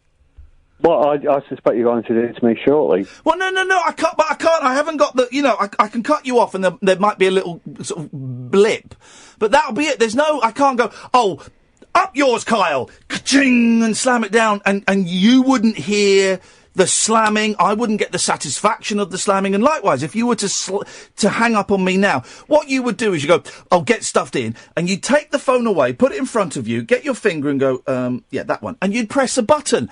And there might be a tiny click, if anything. You can't angrily press a button. I want to slam a phone down. No, you're totally right. It would be like in Howard's Way, people used to bang the phone down. Yeah. Go, I've had enough of you, up yours, and bang the phone down. Try and do it, right. Say you've had it, because we've only got about 30 seconds left, Carl. I want you to do the 21st century equivalent of hanging up on me. Have a go at me and then hang up by pressing that button. Let's see how effective it is. Oh, okay, you're a toss pot Iain and up yours. Rubbish. It's pathetic, isn't it? Rubbish. Absolutely pathetic. I mean, great language from Carl. Brilliant skill. A little bit too realistic, actually. That was quite... But the effort of it. Get your bloody computer sorted. Listen, it's like it's smoking a fag. It's really warm. It's really warm. Why? Dear listener... Thank you, Sam. Thank you, Catherine. Thank you, everybody who called in. It's been one of them shows. Tomorrow night's going to be really, really busy.